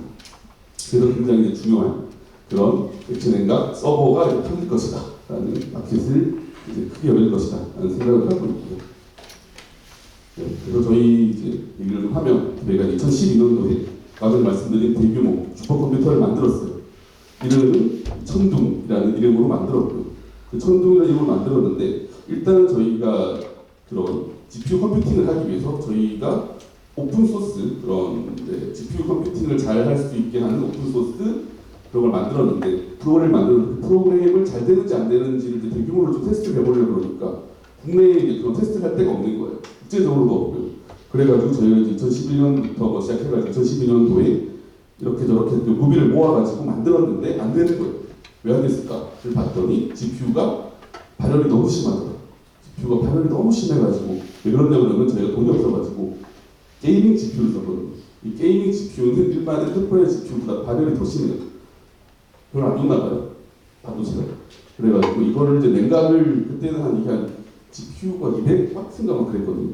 그거를 갖다가 한 샤시에 8개씩을 넣었는데 이게 냉각이 안 되는 거예요. 그래가지고 부랴부랴 이런 보일러 배관 같은 걸 막 준비해 와가지고 결국은 만들었습니다. 보일러 배관을 가지고 막 이렇게 잘라 붙여가지고 막 납땜도 하고 용접도 하고 막 온갖 짓을 해가지고 만들었는데 이제 잘 됐죠. 그래가지고 고생 끝에 잘 돼가지고 이제 세계 슈퍼컴퓨터 랭킹, 성능 랭킹 277등이라는 아주 높은 성적, 전 세계에서 500대의 슈퍼컴퓨터 중에 중간 정도의 위치를 차지했는데 이걸 저희가 만들 때 비용이 10억도 안 들었어요. 10억도 안 들었는데 저희보다 더 근처에 있었던 거, 혹은 더 밑에 있었던 컴퓨터는 막 몇백억짜리 이상, 고가의 컴퓨터들이 있었죠. 그런 것처럼 결국은 이때 저희는 이제 GPU가 좋구나. 그쪽 컴퓨터들 그때는 뭐 GPU가 널 시대가 아니었기 때문에 그래서 앞으로는 이 GPU를 많이 쓰지 않을까. 뭐 GPU로 대표되는 이런 매니코어 아키텍처를 많이 쓰지 않을까. 코어가 엄청나게 많은 그렇게 생각을 하고 저희가 이게 당연히 GPU를 많이 쓰게 되면 매니코어 아키텍처를 쓰게 되면은 발열 이슈가 되고 이 발열을 해결을 하기 위해 가장 근본적인 GPU 컴퓨팅이 가장 근본적인 그거다. 문제다라고 저희가 생각을 해가지고 매니코어 소프트를 딱 만들었어요. 이제부터 GPU 컴퓨팅 잘 돼가지고 우리가 GPU 컴퓨터를 엄청나게 팔 거야 라고 했었죠. 그래서 당연히 저 소개를 하죠. 액체 냉각을 하면은 당연히 퍼포먼스도 좋아지고요. 고밀도로 할 수도 있고요. 에너지 효율도 좋고요. 노이즈도 적고요. 그 하드웨어의 수명도 길고요. 안정적이고요. 그 다음에 확장성도 좋고요. 그 다음에 에너지를 또 덜 쓰다 보니까 이게 환경적 효과도 있어요. 이렇게 자랑을 하면서 팔려고 했는데 잘 됐을까요? 네. 1년에 한 대 팔릴까 말까 하는 수준이었습니다. 그때는 GPU 컴퓨팅의 그런 그때 당시에는 AI라고 하는 게 굉장히 아무도 안 하는 거였어요. AI 이제 끝났다라고 해가지고 아무도 AI를 하지 않던 시대였기 때문에 저희는 또 AI를 별로 생각하지 않고 있었고 저희는 그냥 그런 뭐좀 과학 계산, 시뮬레이션 이런 거 하는데 컴퓨팅이 많이 필요하니까 이런 걸 많이 쓸 거라고 생각했는데 결국은 GPU는 그럼 왜 쓰냐가 돼가지고 GPU가 좋긴 하지만 그 GPU에 뭔가를 짜려면 힘드니까 우리는 그냥 일반적인 X86 쓸래 그러면서 안 썼죠. 거기에 플러스 해가지고 그러고 액체 냉각은 또 안 썼어요. 액체 냉각을 하려면 구조적으로 너무 복잡하고 뭔가 외부에 뭐도 설치를 해야 되고 뭐 외부에 칠러 같은 거 설치를 해야 되고 내부에 뭐 배관 같은 걸 뚫어가지고 서버 쪽에 뭐 배관을 연결을 해야 되고 뭐 플런트 디스트리뷰션 유닛 같은 걸 설치를 해야 되고 뭔가 다 있어가지고 설치비가 너무 많이 들고 설치가 어렵고 그래서 이건 또 처음부터 그 데이터 센터를 지을 때부터 그 액체 냉각 서버를 쓰겠다라고 생각을 하지 않으면 이걸 미리 안 만들어 놓으면 또 그 일반적인 데이터 센터 구축을 해놓고 그런 액체 냉각 배관 같은 걸 넣기도 애매하거든요. 그래가지고 결국은 잘 안 됐죠. 이탈리아의 여러 가지 이유를 곰곰이 생각을 해보니까 그래서 이걸 한번 어떻게 하면 없앨 수 있을까를 고민을 한 끝에 이것들을 한번 다 하나씩 없애보자 라고 해서 저희 같은 제 컴퓨터 하는 사람들이랑 일본 토요타 컴퓨터에서 쿨링 디자인 하시는 두 분이 저희 팀에 합류하셔가지고 결국 딥가젯이라는 앞에 있던 불편한 점들을 일거에 해소한 그런 컴퓨터가 나왔습니다. 그래서 2017년도에 처음 나왔고요.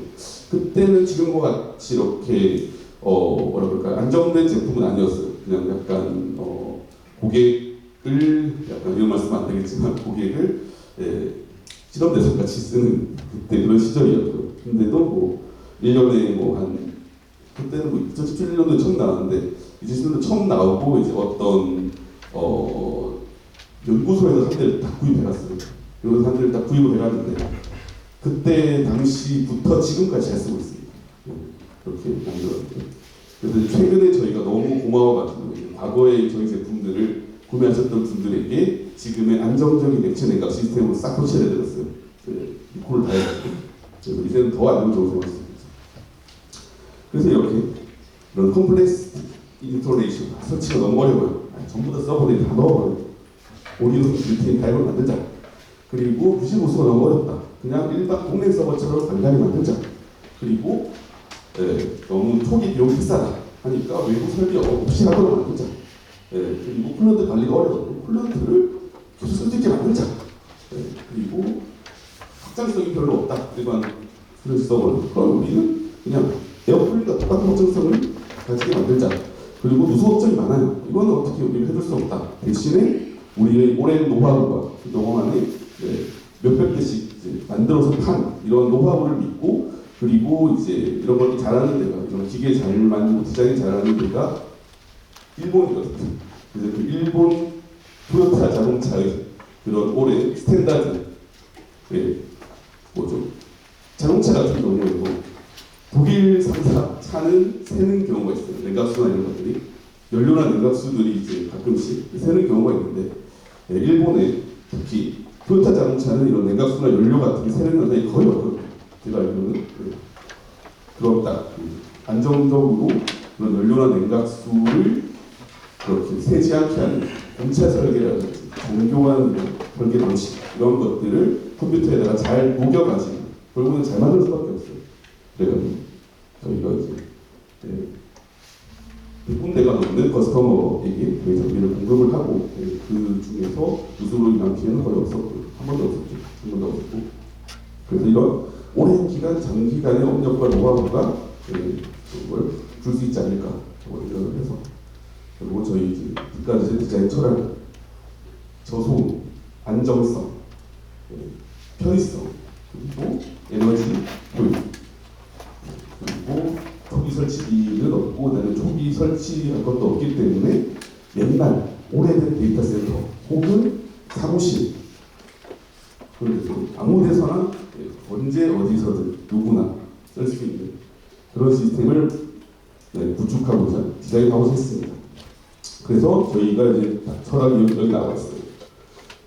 공맹식 서버의 관리자 경험과 액체 냉각 서버의 사용자 경험 이 두 가지를 다 가질 수 있게 하자. 저희 디자인 컨셉입니다. 그래서 결국 이렇게 오랜 기간 동안 모델링을 하고 최적화를 하면서 제품이 나왔습니다. 그냥 구조는 굉장히 간단해요. 여기 있는 구조도 있는데 여기 앞에 홀드 플레이트가 달린 가속기가 있습니다. APU나 GPU나 그런 것들이 있고요. 그리고 여기에 이제 냉각수를 돌리기 위한 모터가 있어요. 모터가 있고 그 모터에서 차가운 물이 당연히 홀드 플레이트로 공급이 되고 홀드 플레이트로 나온 뜨거운 물이 열교환기를 통해 가지고 이렇게 열이 바깥으로 나가는 이런 에어 시키는 이런 방식을 채택을 했고요. 뒷가젯의 제품 같은 경우는 그래서 이렇게 다양한 그런 에너지와 그리고 냉각 효율 그리고 이런 것들을 어느 지점에서 잘 딱 맞느냐 에너지를 덜 쓴다는 말은 조용하다는 말과 똑같은 말이거든요. 그래서 저소음도 달성할 수 있는 그런 형태의 구조를 만들었다라고 볼 수 있겠고 그래서 결국은 그때 동안 저희가 시행착오도 겪고 막 물도 막 뭐죠? 냉각수도 막 뒤집어 써가면서 막 가진 고생을 다 했어요. 2015년도부터. 그래가지고 이런 홀드 플레이트 디자인 잘하게 됐고요. 그리고 이런 노하우, 쿨런트가 이제 거의 없어지지 않는, 증발하지 않는, 자연 증발하지 않는 거의 3년, 5년 쓸 수 있는 그런 쿨런트 보존 노하우도 저희가 이제 갖고 있고요.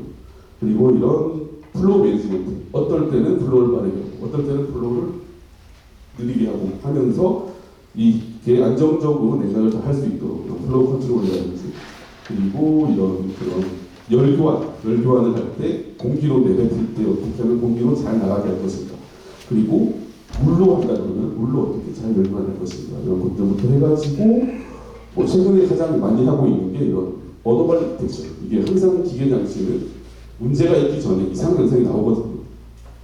갑자기 뭐가 값이 조금씩 바뀐다거나 그 어노멀리를 미리 알아내가지고 그거를 이제 고객에게 알려주고 사전에 문제가 생기기 전에 뭔가를 할 수 있게 대응을 할 수 있게 이런 어노멀리 디텍션을 하기 위해서 여러 가지 5종의 그 하드웨어도 넣어놨고 센서도 넣어놨고 이런 모니터링과 알람 같은 기능까지도 다 넣어놨습니다.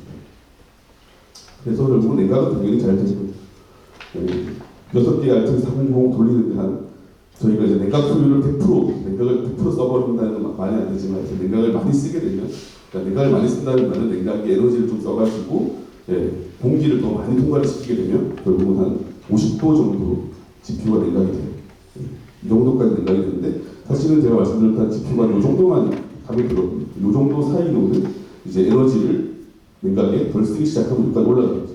그러면은 더 에너지도 덜 쓰고 또 더 좋은 점은 노이즈가 없어져요. 요거를 갖다가 잘 맞추는 것들을 계속하고 있습니다.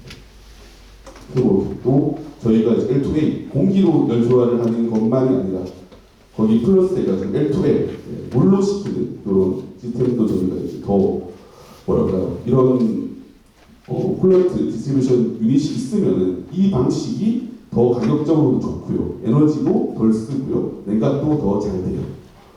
그렇기 때문에 저희는 이 D까지라는 서버 여기 뒤에 있는 공기로 시키는 L2A 열교한 모듈을 L2L 열교한 모듈로만 이렇게 싹 교체를 하면은 이게 냉각이 잘 되거든요. 그래가지고 이런 형태의 L2L 타입도 당연히 지원을 합니다. 그래서 결국은 옛날에 이런 핫콜드 이런 복도 만들어가지고 하는 방식, 컨테이먼트 만들고 하던 공랭식 방식에서 이제 서버 렉에다 설치하는 이어도 엑스체인저 이런 방식이 있었고, 그리고 이제 저희가 하고 있는 빌트인 타입의 L2L 방식, 그리고 진짜 큰 대규모 시스템을 냉각을 하기 위해서 쓸 수 있는 외부 쿨링 퍼실리티가 있을 경우에 할 수 있는 그런 L2L, DLC 방식, 이렇게 네 가지 형태의 모델을 하고 있고, 이렇게 전부 다 저희가 이거 같은 경우도 서울대학교 시흥 캠퍼스 쪽에 있는 형태의 모델도 이제 만들어서 돌려놓고 있습니다. 그래가지고 다시 또 에너지에 대한 얘기를 조금 더 드리자면은 에너지가 어떻게 더 얼마나 아껴질까라고 하는데, 사실 서버에서 쓰는 에너지는 대부분이 GPU에서 쓰는 거예요. GPU 서버에서 GPU에서 뭔가 일을 많이 하는 에너지를 많이 씁니다. 그 에너지를 가지고 뭔가 서버 한 개를 가지고 뭐 에너지가 덜 쓴다 이렇게는 말할 수 없고, 어차피 이건 일을 하는 만큼 쓰는 건 일을 많이 하는 에너지가 있어요. 대신에 이 일을 하면서 나온 열을 어떻게 잘 배분을 할 것인가에서 에너지가 얼마나 많이 쓰이는지 적게 쓰이는지 갈리거든요. 그래서 이렇게 여기 보시면은 이게 데이터 센터에서 1년간 쓴 에너지예요. 얘가 데이터 센터의 그 실내 온도를 24도로 했을 때의 1년간 에너지고, 25도로 했을 때 에너지, 26도로 했을 때 에너지, 그러니까 실내 온도를 24도부터 26도까지 바꿔가면서 3년간 실험을 했는데 1년간의 에너지를 보니까 온도를 1도를 올릴 때마다 한 4.3에서 9.8% 정도의 냉각 에너지가 아껴지더라 라는 거죠. 그렇게 되면 결국 24도를 하면 한 그 정도 에너지를 쓰는 거예요. 25도로까지 낮추려면 이만큼 더 쓰는 거죠, 에너지. 26도까지 낮추려면 이만큼 더 쓰는 거고, 어쨌든 똑같은 거 나올 거니까 같은 일을 한다고 치면 27도 낮추면 더 많이 쓸 거예요. 그렇게 되면은 이 사이에 1도씩 그 데이터 센터의 온도를 올릴 때마다 에너지가 덜 쓴다는 연구 결과입니다. 간단히 말씀드리면, 그럼 이걸 갖다가 적용을 하면 어떨까라고 생각을 하면, 일반적인 GPU 서버, 고밀집의 GPU 서버는 실내 온도를 18도에서 20도로 지금 맞춰놔야지 공랭식으로 냉각이 돼요, GPU 서버가. 그래도 잘 안 되는 경우도 있습니다. 하지만 디플렛을 쓰게 되면은 한 28도에서 30도 그냥에서도 잘 돌거든요. 그렇게 되면은 데이터 센터 온도를 5도씩 더 올릴 수 있거든요. 그 데이터 온도를 5도씩 더 올리면 이 쿨링에 쓰는 에너지를 엄청나게 절감을 할 수가 있는 거죠. 예, 그런 식으로 데이터 센터에 쓰는 에너지를 많이 절약을 할 수 있다라고 생각할 수 있고, 그리고 이렇게 연구 결과를 보면은 이게 PUE라고 하는 건데, 이 PUE가 전체 그런 토탈 퍼실리티를 IT 이퀴먼트, 그러니까 실제로 IT 장비에서 쓰는 이퀴먼트로 나눈 비용인데, 그럼 이거 같은 경우에는 IT 장비 외에 다른 데서 얼마나 에너지를 비교적 더 쓰느냐의 말이거든요. 뭐 쿨링을 포함해서 이런 다른 종류의 에너지를 많이 쓰느냐에 대한 얘기인데 많은 곳이 PUE가 2가 넘어요. 2가 넘는다는 말은 IT 장비만큼 혹은 더 이상 에너지를 더 쓰고 있다는 말이에요. 그 중에 대부분은 쿨링일 것이고 그럼 이 쿨링 에너지를 절감하는 거가 데이터 센터의 에너지를 최대 50%까지도 절감할 수 있는 그런 가능성이 있다는 걸 보여주는 제품입니다. 그래서 얘를 좀 계산을 해보면 결국은 20도로 운영하는 일반적인 공랭식 쿨링 하는 거랑 30도로 운영하는 공랭식 하는 거랑 IT 파워를 1메가와트 정도의 약간 중규모 정도로 생각을 해봤을 때 이때의 PUE가 1.6 정도 되고요. 그냥 저희가 하고 있는 그런 L2A 메가와트만 1.3 정도가 되고요. 여기가 이제 1년에 이제 돈이 이만큼씩 절감이 되는 거고 그리고 더 나아가서는 이제 저희 같은 경우에는 좀 더 생각을 해보면은 35도에서 도전을 하는데? 라고 하면은 그냥 외부 온도랑 외기랑 환기만 잘 시키면 되죠.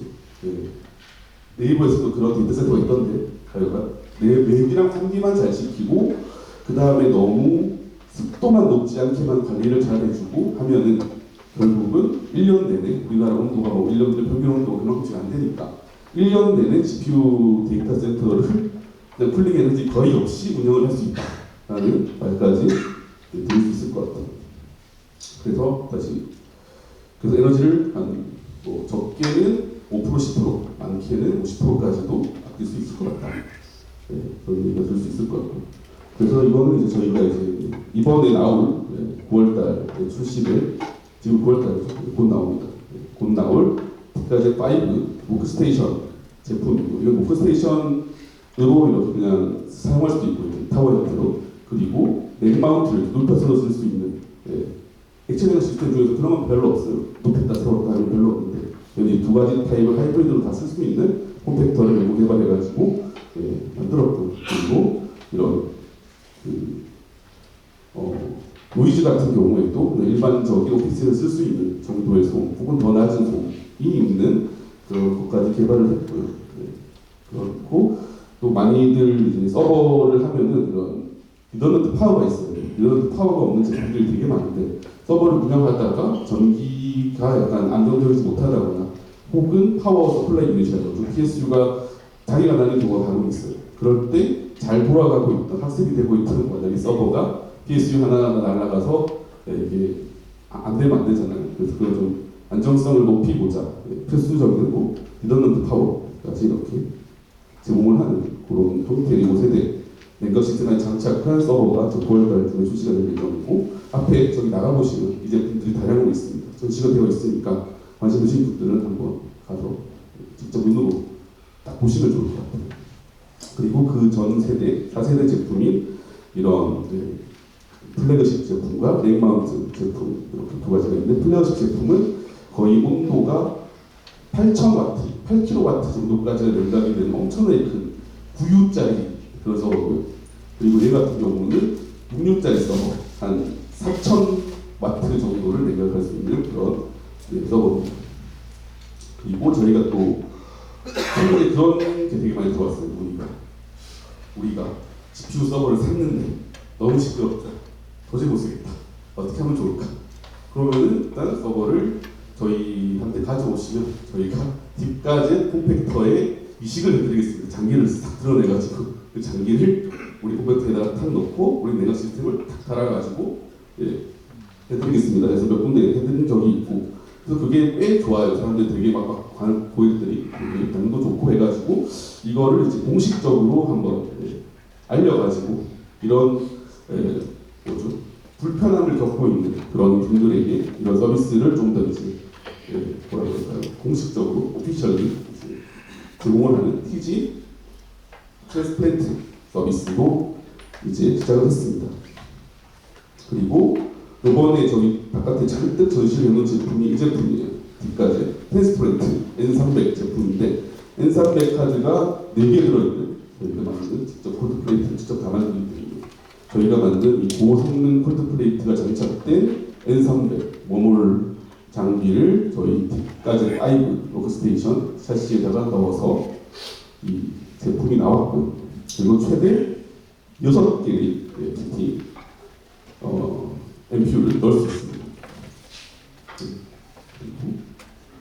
그리고 저희가 이제 추가적으로 계속 개발을 하고자 텐스토렌트랑 협력하고 있는 거는 텐스토렌트의 갤럭시라는 서버가 있어요. 한 서버에 텐스토렌트 칩이 32개가 들어가 있는 제품인데 이것도 굉장히 크고 발열도 많고 소음도 심하다라고 얘기를 들어가지고 그래도 저희가 액체 냉각을 도입을 해가지고 제품화를 시키려고 지금 계속 하고 있습니다. 그래서 이런 전체적인 라인업이 있고요. 그리고 저희는 라인업도 있고 당연히 품질 보증도 3년 들어가 있고 그리고 추가적으로 여러 가지 AI 인프라 구축이나 이런 운영에 대한 그런 기술 지원 같이 해드리고 좀 더 뭐랄까요 프로페셔널 기술 지원이 필요하시면 저희한테 문의를 하시면 그런 프로페셔널 기술 지원 서비스까지도 제공을 받으실 수가 있습니다.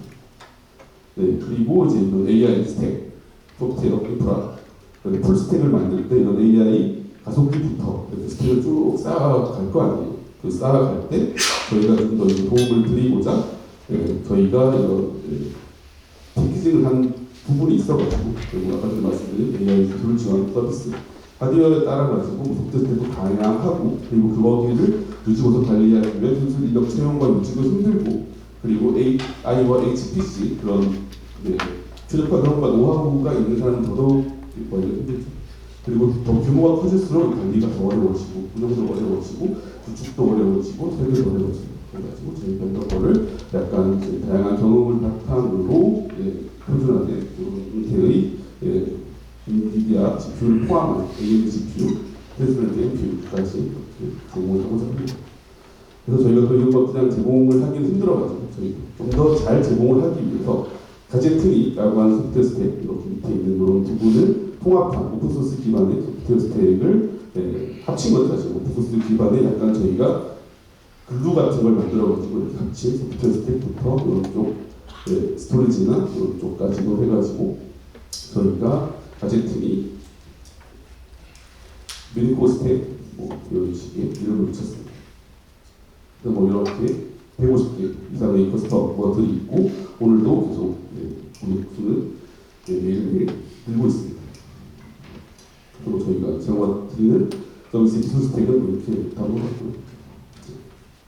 그래서 이런 AI 인프라 조금하는 규모의 중소규모의 L2A 공기로 시키는 서버부터 이런 L2L 막 수천 장의 엔비디아 GPU를 시키는 진짜 고발리는 GPU를 시키는 이런 인프라 뿐만 아니라 그리고 이런 개인 AI PC라고 아까 말씀드렸고 AI PC도 지금 현재 있고요. 그리고 좀 더 뒤에 설명해드릴 AI PC의 좀 더 다른 버전도 만들고 있습니다. 이거는요, 저희가 온디바이스, 온프레미스 AI 어플라이언스라고 해가지고 결국 LLM 엔진이나 AI 엔진을 돌릴 수 있는 저희가 이제 기획하고 있는 거는 엑스박스 정도의 사이즈의 약간 AI를 제공을 하는 그런 어플라이언스 가전제품 형태로 이렇게 출시를 하려고 현재 프로토타이핑을 하고 있고요. 이걸 위해서 뭘 할 수 있느냐? 얘가 이제 와이파이, 블루투스, 카메라, 마이크 이런 기능들이 다 있기 때문에 결국 얘가 허브 역할을 하는 두뇌 역할을 하는 이런 고성능 24기가 48기가 500와트, 600와트 먹는 그런 장치를 국내용으로 하면 엄청나게 소음이 많거든요. 시끄럽고 잘 안 돌기 때문에 저희의 특화된 액체 냉각 기술을 이용해서 굉장히 작게 엑스박스만한 크기로 만들어가지고 그 큰 GPU가 되는 것들을 이용을 하면은 결국은 가정에다가 놓거나 아니면 오피스에다가 놓거나 해가지고 그런 보안 정보 혹은 프라이버시가 있는 정보 이런 것들을 오픈 AI 서버나 구글 서버에 그냥 업로드하기는 좀 어렵잖아요.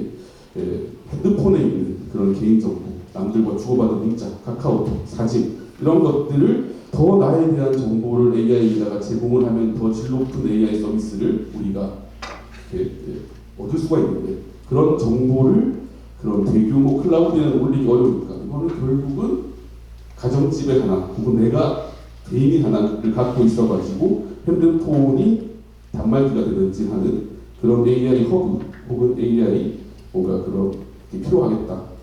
온프레미스 서버도 사실 그런 개념으로 저희가 이런 제품화를 만들고 있습니다. 그리고 나중에는 이런 가정용 로봇 청소기나 이런 것도 다 컨트롤할 수 있는 IoT에도 쓸 수 있고 이런 식의 통합적인 그런 걸 할 수 있는 그런 중앙 허브, 셋톱박스, AI 박스라고 하는 걸 개발을 해서 내년 상반기 중에 출시를 해보고자 열심히 지금 불철주야 노력을 하고 있어요. 네, 여기까지가 저희가 말씀드릴 내용이었고요. 열심히 경청해 주셔서 감사드립니다. 발표해주신 박정호 대표님 감사드립니다. 저는 아쉽지만 시간 관계상 Q&A 시간을 넘어가도록 하겠습니다. 질문 있으신 분들께서는요, 네트워크 시간을 활용하여 박정호 대표님과 더욱더 심도 있는 시간 가져주시면 감사하겠습니다. 네, 여러분 알차고 유익한 시간으로 오늘의 행사를 가득 메꿔주고 계신데요. 저희는 여기서 잠시 휴식 시간을 갖도록 하겠습니다. 휴식 시간은 오후 4시까지 이어질 예정입니다. 여러분